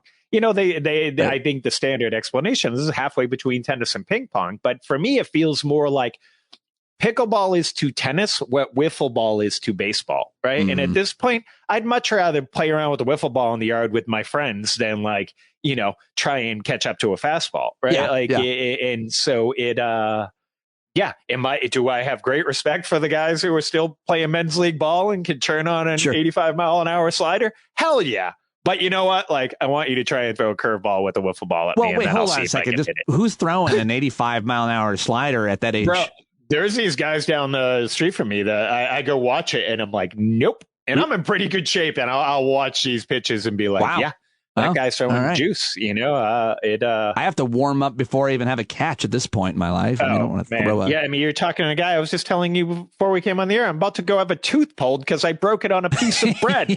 I'm 45 years old. I broke a tooth. Well, $5,000 is the bill, by the way. $5,000, have a tooth pulled, get an implant, get a fake tooth, $5,000, piece of bread. Oh my God! You know, I would just go without the tooth. I forget that. I don't have that kind of. I'm contemplating it. Yeah, you know, I was told the 40 is when the warranty on your body runs out. And man, no, you got take my advice. You have to make better friends with a dentist. It's one thing that's lacking in my squad, but you are absolutely right. Yeah, I definitely fill that gap in your life and your mouth. Dude, great to talk to you. Thank you so much for joining me. And I'd plug your social media, but you're very healthy to be off of it. Get the book, and let's talk again soon, man. Yeah, let's do it. And hey, call your friends. You too. How about that, everybody? Billy Baker. Check it out. Check out his column at the Boston Globe and go get that book. We need to hang out. I'm so glad I've got so many new friends as a result of hosting this here podcast every day. If we haven't connected, I'd love to, so reach out now. All right, Professor Eric Segall now joins us to talk about yesterday's arguments at the Supreme Court about a very important case, which he says is one of the most important cases, and so many others do as well, on the issue of women's reproductive rights in the last 30 years. Oral arguments in the Mississippi abortion case heard yesterday, finishing just before noon. And I wanted to reach out to Segall, who wrote a great piece at Dorf on Law, as he always does, with like 15 separate points. So much to say about it. Let's get to it right now. He's on Twitter at eSpinSegall. He's a legal scholar, a constitutional scholar at Georgia State University. He's the author of Supreme Myths and Originalism as Faith, and he also hosts a podcast now as well, which is really great, called Supreme Myths. Ladies and gentlemen, give it up for Eric Segall. Eric Segall, introduction jingle written and performed by Pete Coe. Bringing knowledge and gloom and a guest house too. He's got a Labrador dog, glad to give you a poo, cause he's the legal eagle. Eric Segall. Eric Segall. You need the theme song for your new TikTok account? Yes, which is growing at a very alarming rate. Oh, really? How many videos have you made for your... I have made 3 videos. Together they have 22,000 likes, 21,000 likes, views. What are your? I have almost 2,000 followers in 3 days. That's interesting. I don't. Yeah, I've got to figure out how that works. I've got to do it. I know I have to do it. I need to hire somebody.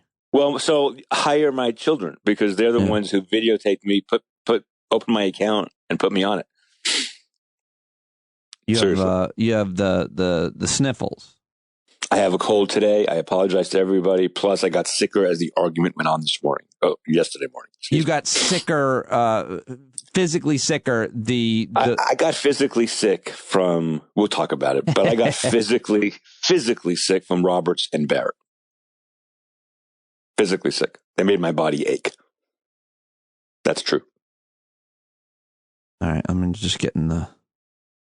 It seems like an uncomfortable pause. No, I'm gonna edit that out. Don't worry. But they did make me physically sick. No, and Alito almost always has that reaction. I almost always had that reaction to Alito. The person I blog, I'm going to keep talking while you're doing this. The person I blog with, Mike Dorff, who clerked for Justice Kennedy during the Casey decision, and is, unlike me, generally a very polite person.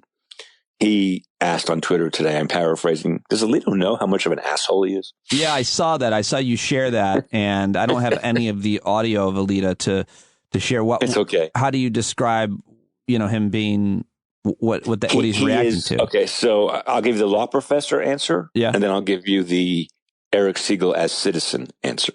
Okay, the law professor answer to Justice Alito being terrible is he is a justice who doesn't care one whit about the rule of law. He only cares about what he cares about, even more than most Supreme Court justices. One very quick example.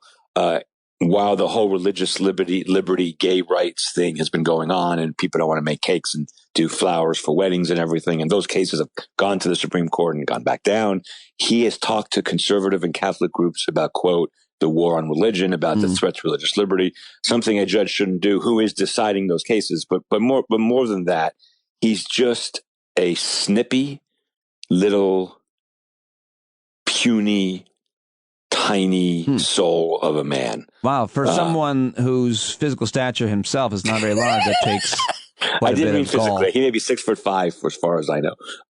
No, he's just Pete. He cannot see past his nose, even by the standards of Supreme Court justices. He just Ian Millhauser, who writes now for Vox. I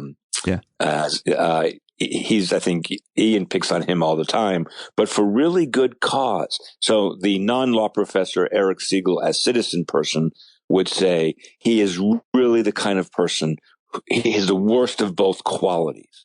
He's really nerdy and he's really mean. Like, I've had friends in my life who have been nerdy, but nice, and you tolerate those people. And I've had friends who have been mean, but kind of funny and witty and charming. And he is a really mean nerd. Yeah, that's a bad mix. I've met people like that too, and it's not likable.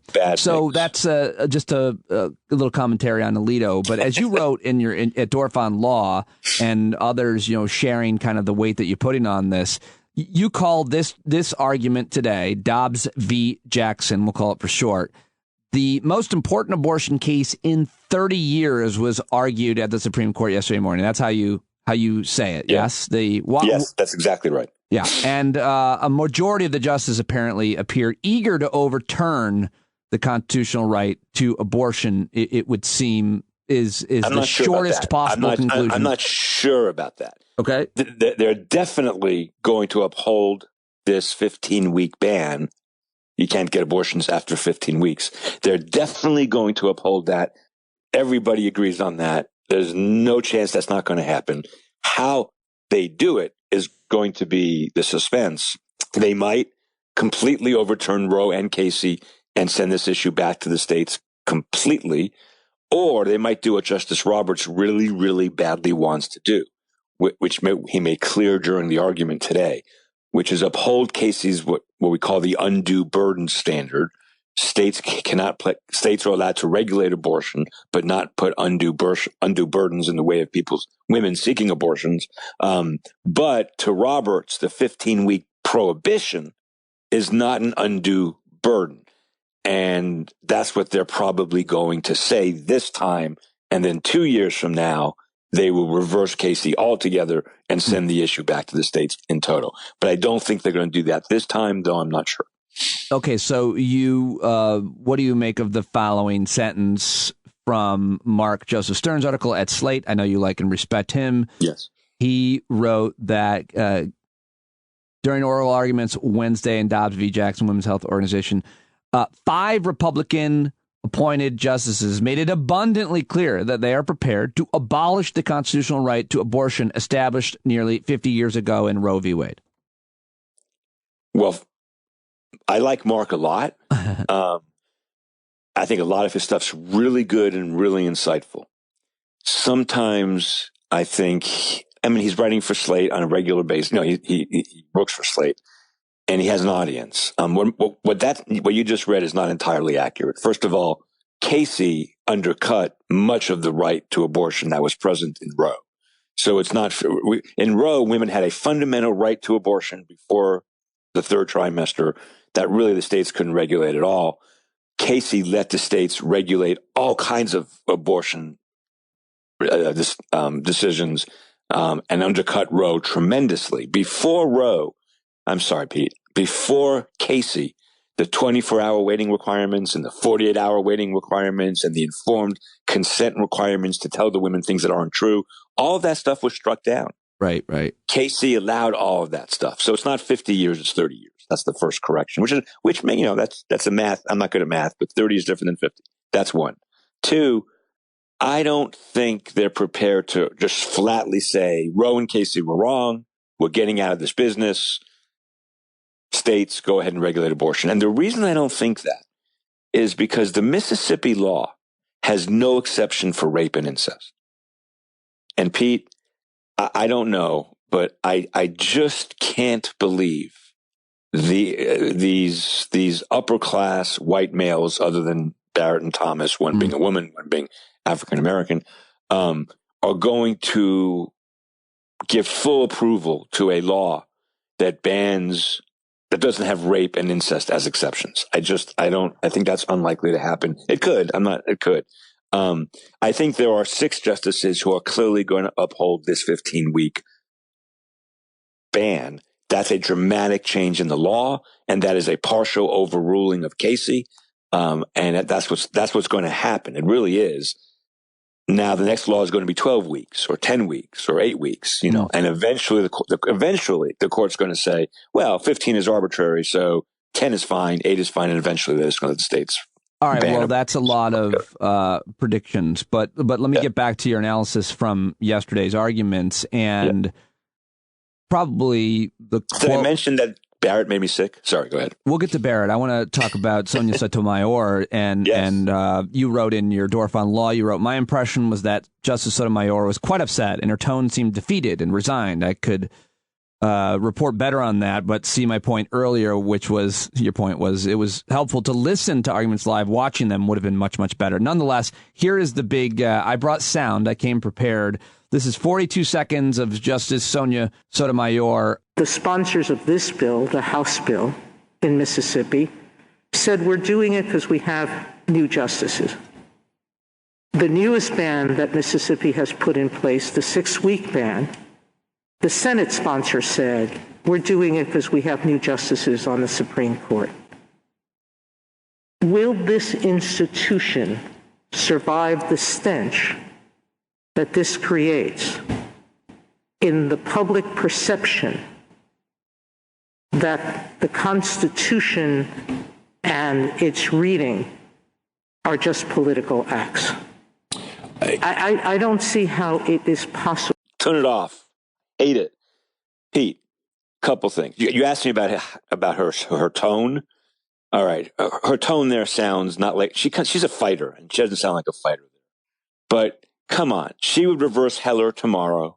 She would reverse a lot of affirmative action cases that don't allow affirmative action tomorrow. She would reverse Citizens United tomorrow. When she says the stench of the court overruling itself, the court has been overruling itself consistently since, 1803. You and I have talked before. One of the most important cases in Supreme Court history was a case after the Civil War that said Congress could not make paper money. And the president and the Republican Party at the time went crazy. And a year later, they reversed that case because they had 2 new justices. And the only reason they reversed it was the 2 new justices. That word stench really bothered me from her. She would reverse Heller tomorrow, and she knows it. So, okay. All right. Always fair, Segall. All right. Then speaking of reversing cases. But let me go back to her tone, though, for a second. Okay. So I think most people respect Sotomayor's kind of argumentative, a very law professor-like or judge-like style of asking hypotheticals and really going after things. And she's very passionate. And there's a lot to like about Sotomayor. She wasn't like that today. She was like this. Pete, the Knicks are doing okay, but they're not going to win the NBA championship. And, it's going to be bad when the Knicks flame out at the end. It wasn't like the Knicks are strong this year and we have a good chance. That's not what it was. Were a lot of people commenting on her tone, or is it just you? To be honest, Pete, between tweeting it out, writing my blog post, preparing for I have something after you, I haven't had a chance to see what other people are saying, to be honest. I'm sorry. Except Mike Dorf, who agreed with a lot of what I said. Justice Kavanaugh, talking about overturning precedents, he asked why overturning Roe v. Wade would not be in keeping with, quote, the most consequential cases in the country's history, including those establishing racial equality, Miranda rights, and marriage equality. I'm just going to play the beginning here, and then he names case after case, and I'm going to just fast forward. So here is the beginning of that, Justice Kavanaugh. Think about some of the most important cases, the most consequential cases in this court's history. There's a string of them where the cases overruled precedent. Brown v. Board, outlawed separate but equal. Baker versus Carr, which set the stage for one person. Okay, so he goes on to name several cases. I'm going to fast forward to the point that he's making about that, which is, I think, starts about now. In each of those cases, and that's a list, and I could go on, and those are some of the most consequential and important in the court's history, the court overruled precedent. And it turns out if the court in those cases had listened and they were presented with arguments in those cases, adhere to precedent. In Brown v. Board, adhere to Plessy. On West Coast Hotel, adhere to Atkins and adhere to Lochner. And if the court had done that in those cases, the country would be a much different place. Do you want to hear more? No, I want to throw up. Okay, well, just the part where he starts screaming about how much he loves beer in a second. Do you not want to hear it? No, I don't. You write, Justice Kavanaugh and Barrett, who talked a lot about adhering to precedent during their confirmation hearings, seemed much less concerned about that issue today, surprising no one on the planet. So go ahead. So I want to say a couple things. First of all, Casey went through why the court reversed separate but equal in a very detailed manner, and why it reversed what we in the profession call the Lochner line of cases. Between 1900 and 1934, the Supreme Court struck down over 200 laws dealing with minimum wages, overtime laws, worker safety, union protections. That's called the Lochner era. And eventually the court reversed course on that when FDR threatened to pack the court. The Casey decision went through all of that, as Kavanaugh knows, because he's a little shit, and explained why those things are different than these things. Now, I am not a defender of what Casey said about those cases, but what I am saying though is that, and someone else mentioned this today in your argument, in Plessy, which is a case that upheld state mandated segregated trains and buses in the late 1890s, the Supreme Court infamously said that putting blacks in the back and whites in the front and so on. If anyone, it's not a badge of inferiority. That's only how the blacks see it. Ooh. That's one of the most infamous lines in Supreme Court history, and it's factually incorrect. We know that now. We know that it was in fact designed to be a badge of inferiority, and we knew that in 1954 when Brown versus Board of Education reversed that decision. It made a factually wrong, it had a factually wrong view of the world that we can actually say was factually wrong.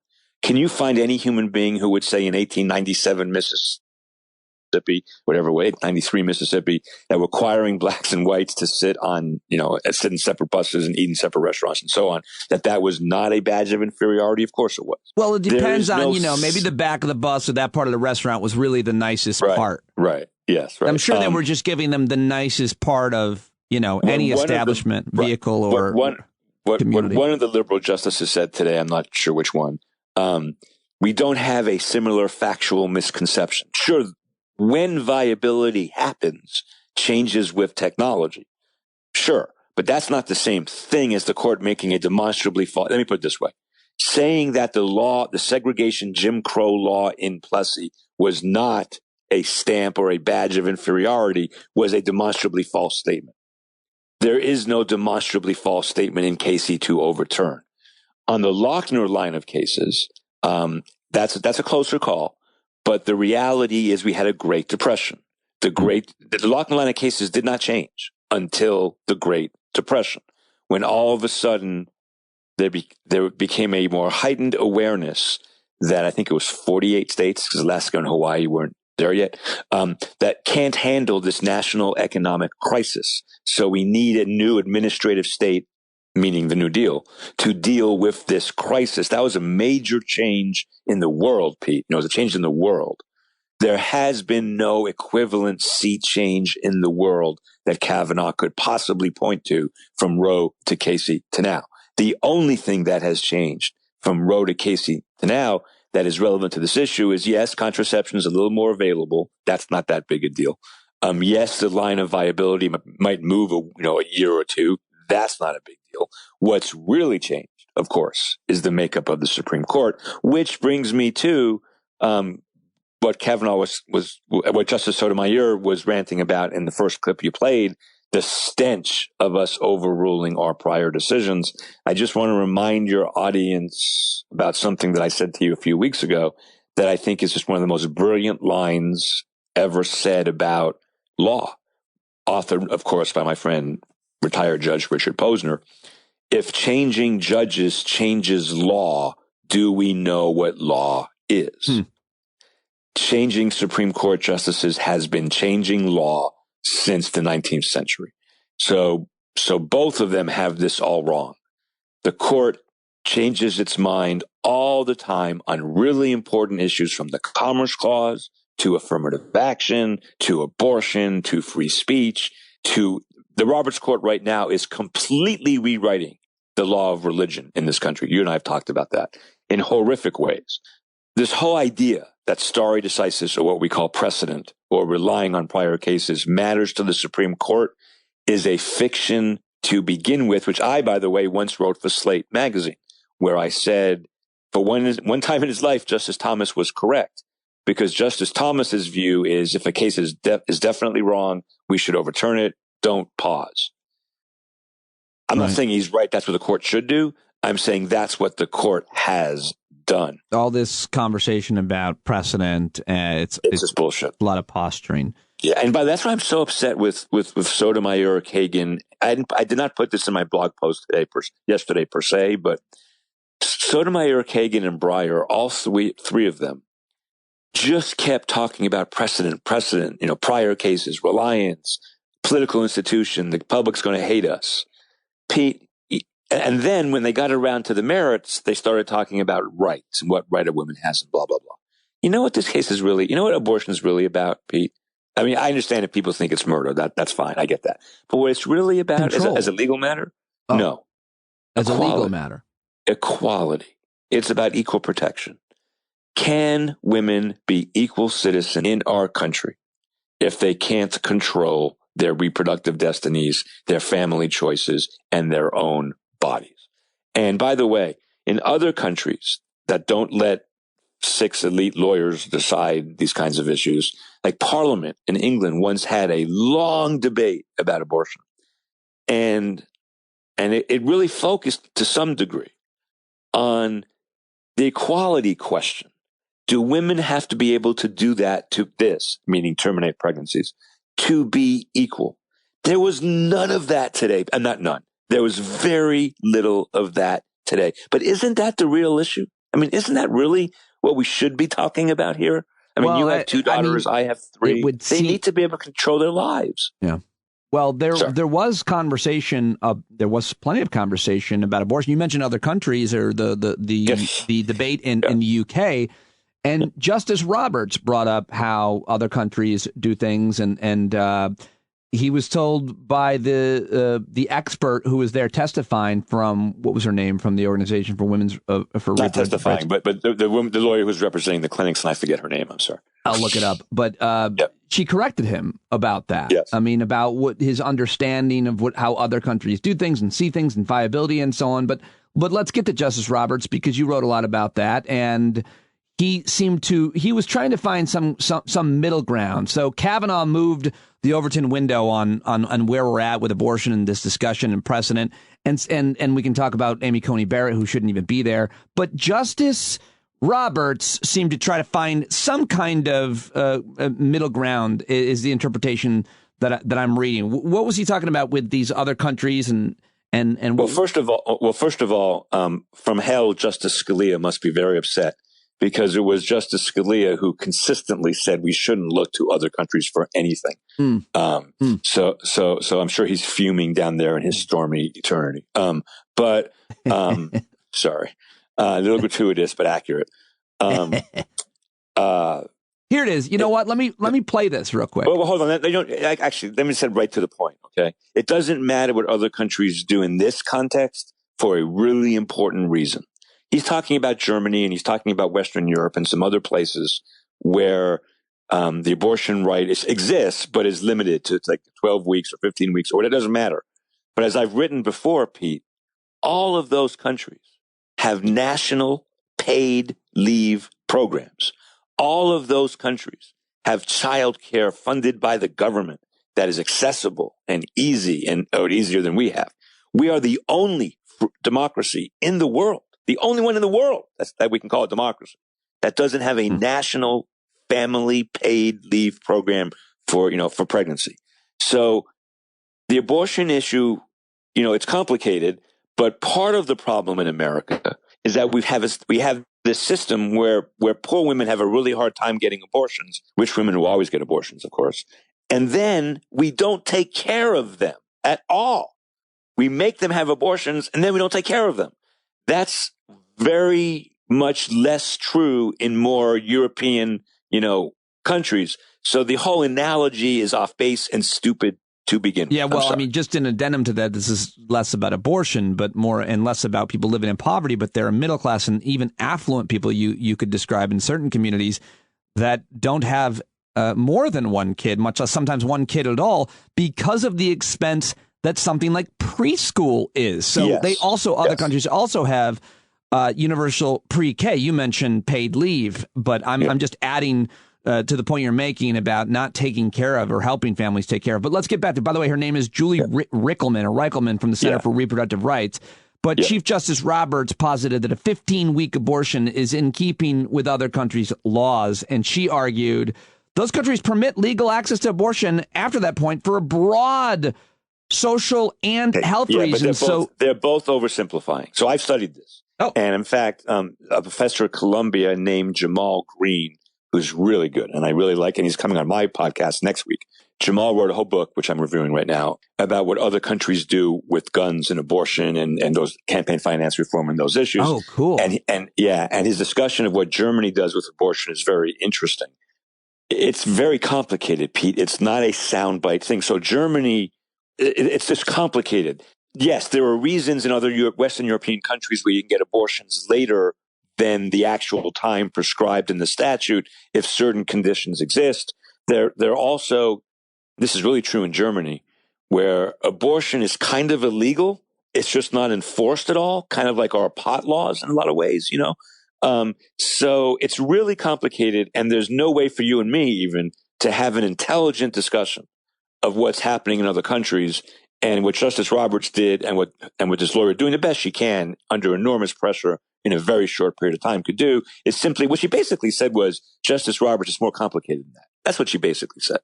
And she's 100% right. It is more complicated than that. Roberts also, I think, mentioned China and some other countries that, and that allow abortions up until whenever.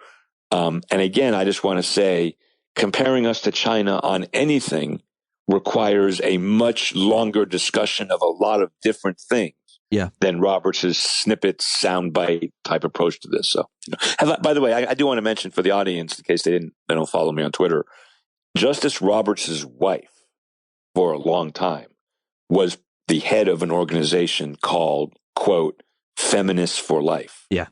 And how do you think that colors his opinion or his questions even today, which apparently were fairly bizarre? Well, in all fairness, I think Roberts has been against abortion for 30 years. I'm just saying his whole milieu, including his family, is against it. But the point you make the point I want to make about Roberts, his wife and Roberts, and the whole 15-week thing, we know what Roberts is trying to do here. I mean, we do. So Casey said no prohibition on abortion until viability, which is 23 weeks, give or take, let's say between 22 and 25 weeks, 26 weeks or something. Even then, most fetuses aren't viable, but I don't think. But anyway, whatever it is, it's the lawyer for the clinics today said it was 7 or 8 weeks past 15. What he's trying to do is severely undercut Roe and Casey without admitting he's severely undercutting Roe and Casey. So, Pete, he did something today that is extraordinary, that once Roberts did, and I'm sorry to be monologuing this on you. Good. And I wish Scalia had heard this, or maybe he did hear it, where he is hovering in the flames. Robert, so Justice Blackmun, Justice Blackmun, appointed by Richard Nixon, a Republican, wrote Roe versus Wade. And as would be expected, even though it was a 7-2 decision, it was really hard to write that opinion, right? And he knew, and they knew this was they didn't know it was going to be this consequential, but they knew it was an incredibly consequential, controversial opinion. And somewhere in his private papers, Blackmun talks about viability as not being the central part of his Roe opinion, just kind of dicta. And Roberts made a big deal of that today. Pete, Blackmun joined Casey.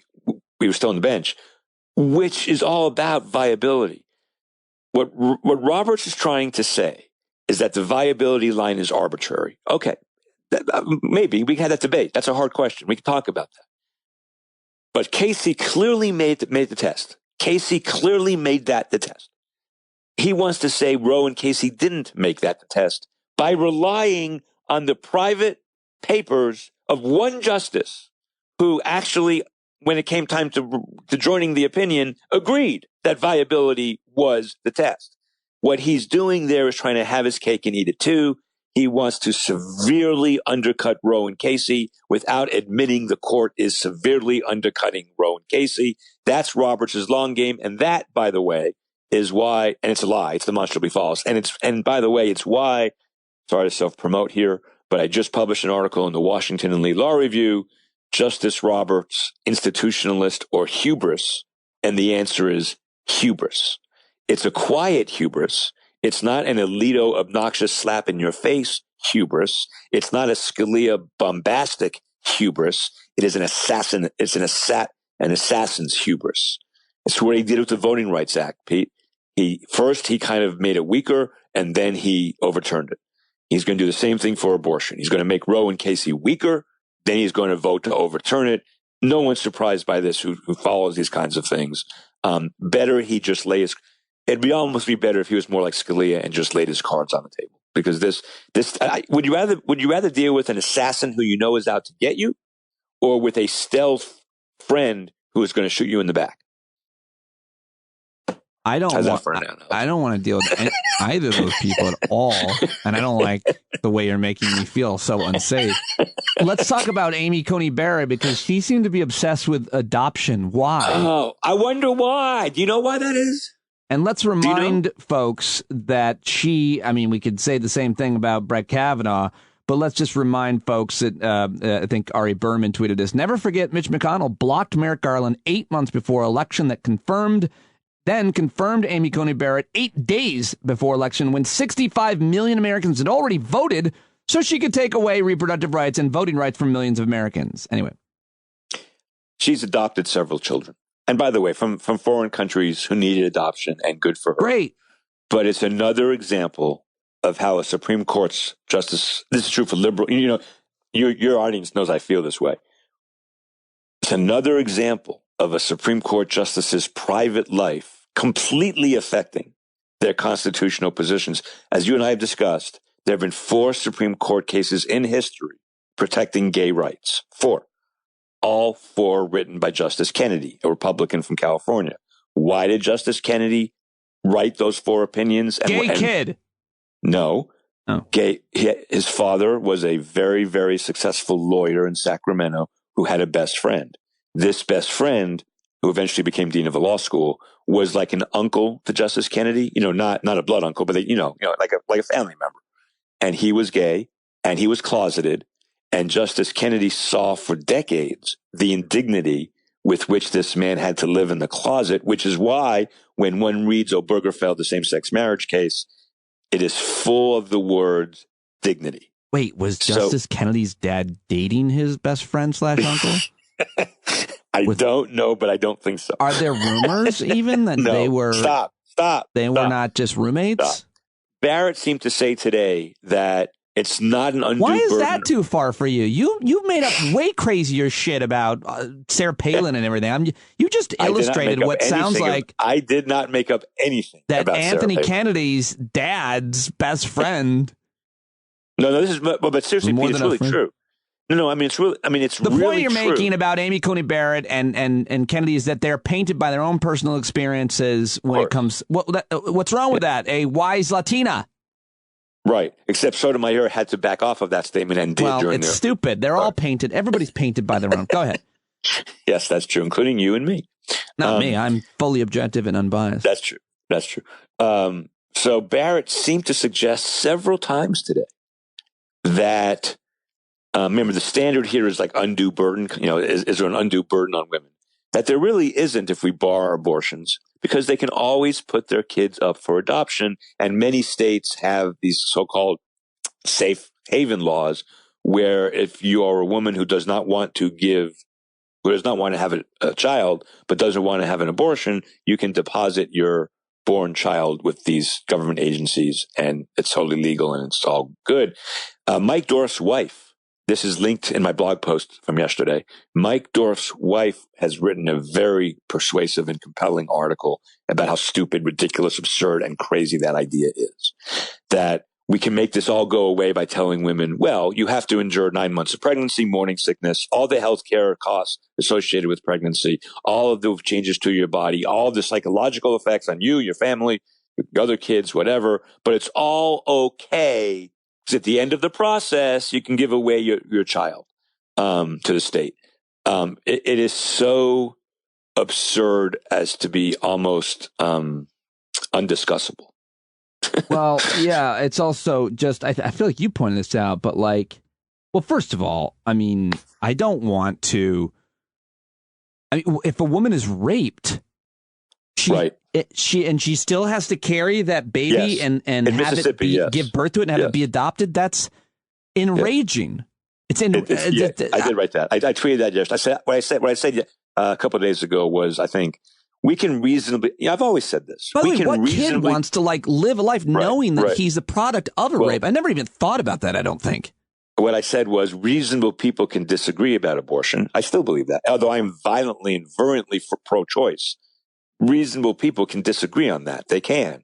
What I don't see how reasonable people can disagree, an issue that reasonable people cannot disagree on, is a raped minor who is forced by the state to carry their fetus to term.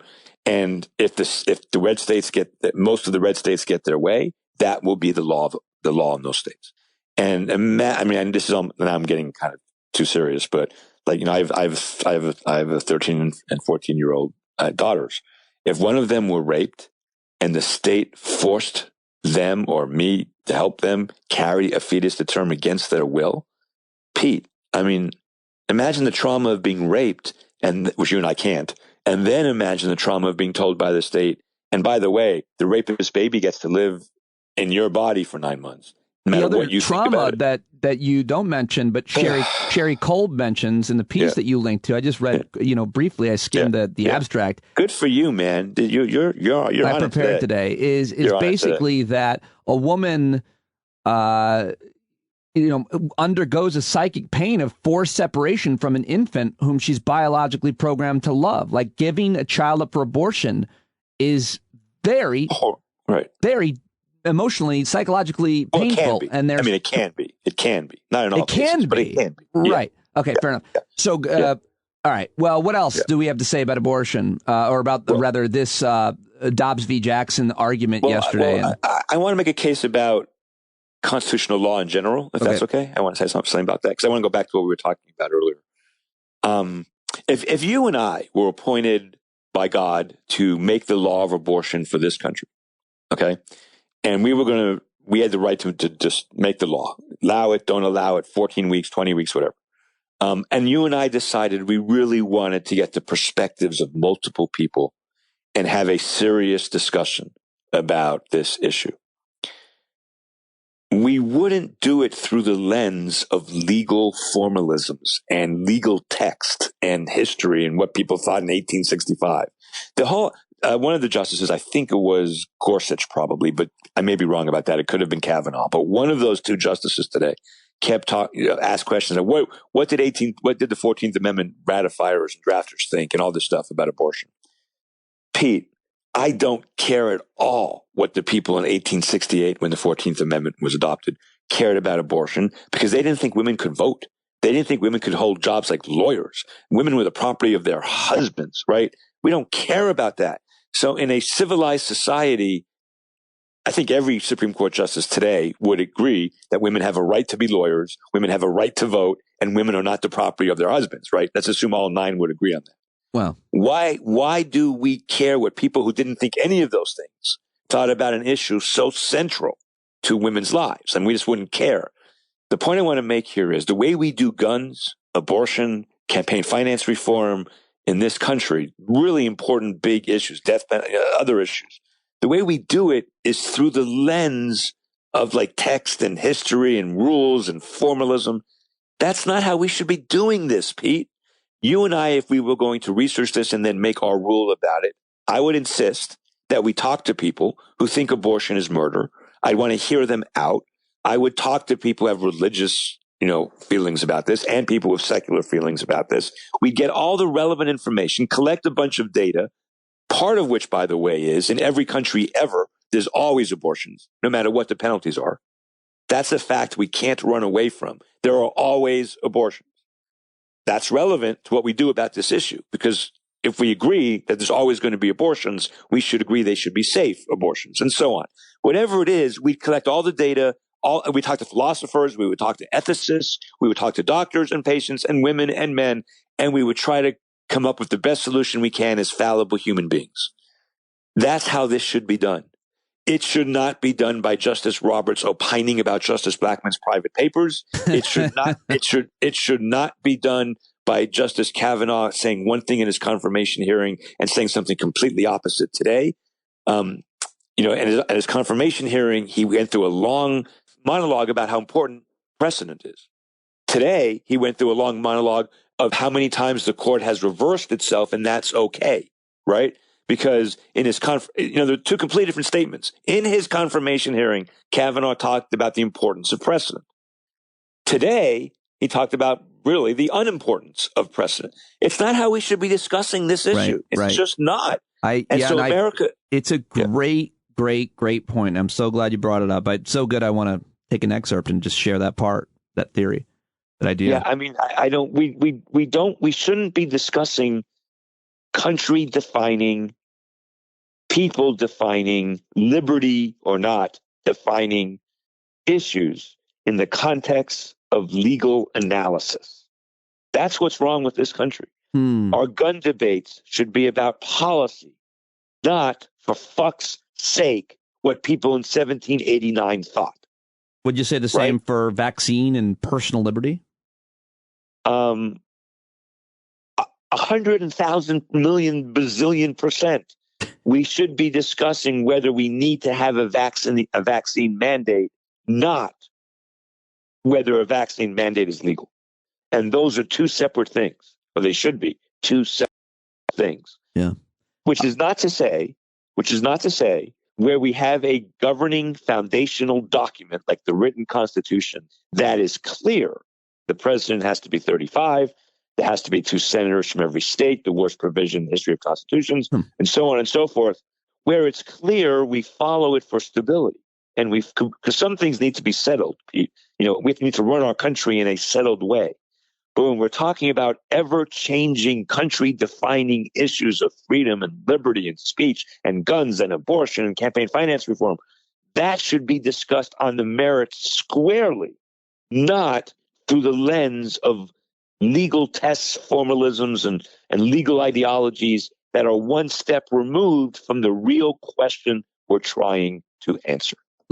I gotta go. You have to go, but I do have one more unrelated question, and it's I don't know if you know anything about this. It's criminal justice, and it's just, I'm sure you're at this point familiar with the horrible shooting at a high school in Michigan yesterday. I'm actually only vaguely familiar. Well, the suspect is a 15-year-old kid from the school, okay? Ugh, and the sheriff Jesus today, Christ. I know, if you're not that familiar with her, you got to get over the emotions first. The sheriff today said that they are going to try him. They've decided, it wasn't the sheriff's decision, I guess the prosecutor. They're going to try him as an adult. The same thing happened with the case of Kyle Rittenhouse. He was 17 and they want to try him as an adult. I have a hard and fast line against treating minors like adults. I don't care what horrible crime they commit. This kid's 15 years old, and they're now going to try him as an adult. Do you have any thoughts on that? Is there something we could talk about or crazy. No? It's really crazy in a country where the jail system is all about punishment, not reforming people. Right. Right. That's a good point. And the conditions are horrific. Right. And, parole is really hard, sometimes foreclosed.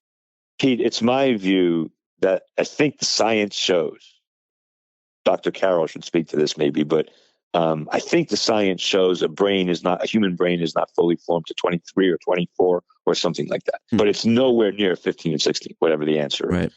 And a system that treats a 16-year-old who kills people, I don't care what the precipitating circumstance, cold blood with malice, whatever, as an adult is just a completely inhumane system. Okay, I wasn't sure if I was missing something. There's a lot of people I can talk to about this that I interview on a regular basis. I agree with you. My problem is I agree with you, which is why you and I, who both, shall we say, maybe dabble in some things that are illegal in one of the states that we live in, occasionally from time to time.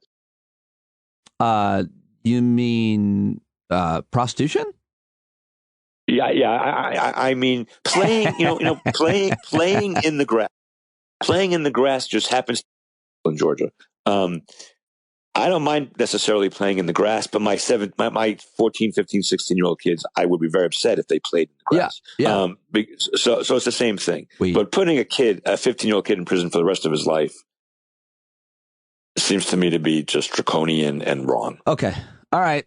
Well, I appreciate all your time today, as always. And thank you, my friend. Everybody should read your article. Looking forward to the next episode of the podcast, and I will talk to you very soon. I really appreciate it. Next time we do this, on a much, much lighter note, I really want to talk about TikTok. Okay. Because seriously, I got to think from a history teacher, 2 minutes, earlier today, I did 3 videos on the Supreme Court, talking about the con and con law. This history teacher said, this is the best thing I've seen on TikTok, and I've done this thing for a year. I'm not saying that for self-aggrandizement. I don't understand the platform at all, but I know it's really big among my kids and millions of kids, and it might be a way to reach people. Yeah, no, for sure. But I also feel like as soon as you start using a new app, it's over. It's bad. The TikTok is done now because it's done by next week. Get off of it quick. I'm going to link to your TikTok account in the show notes. Thanks, Pete.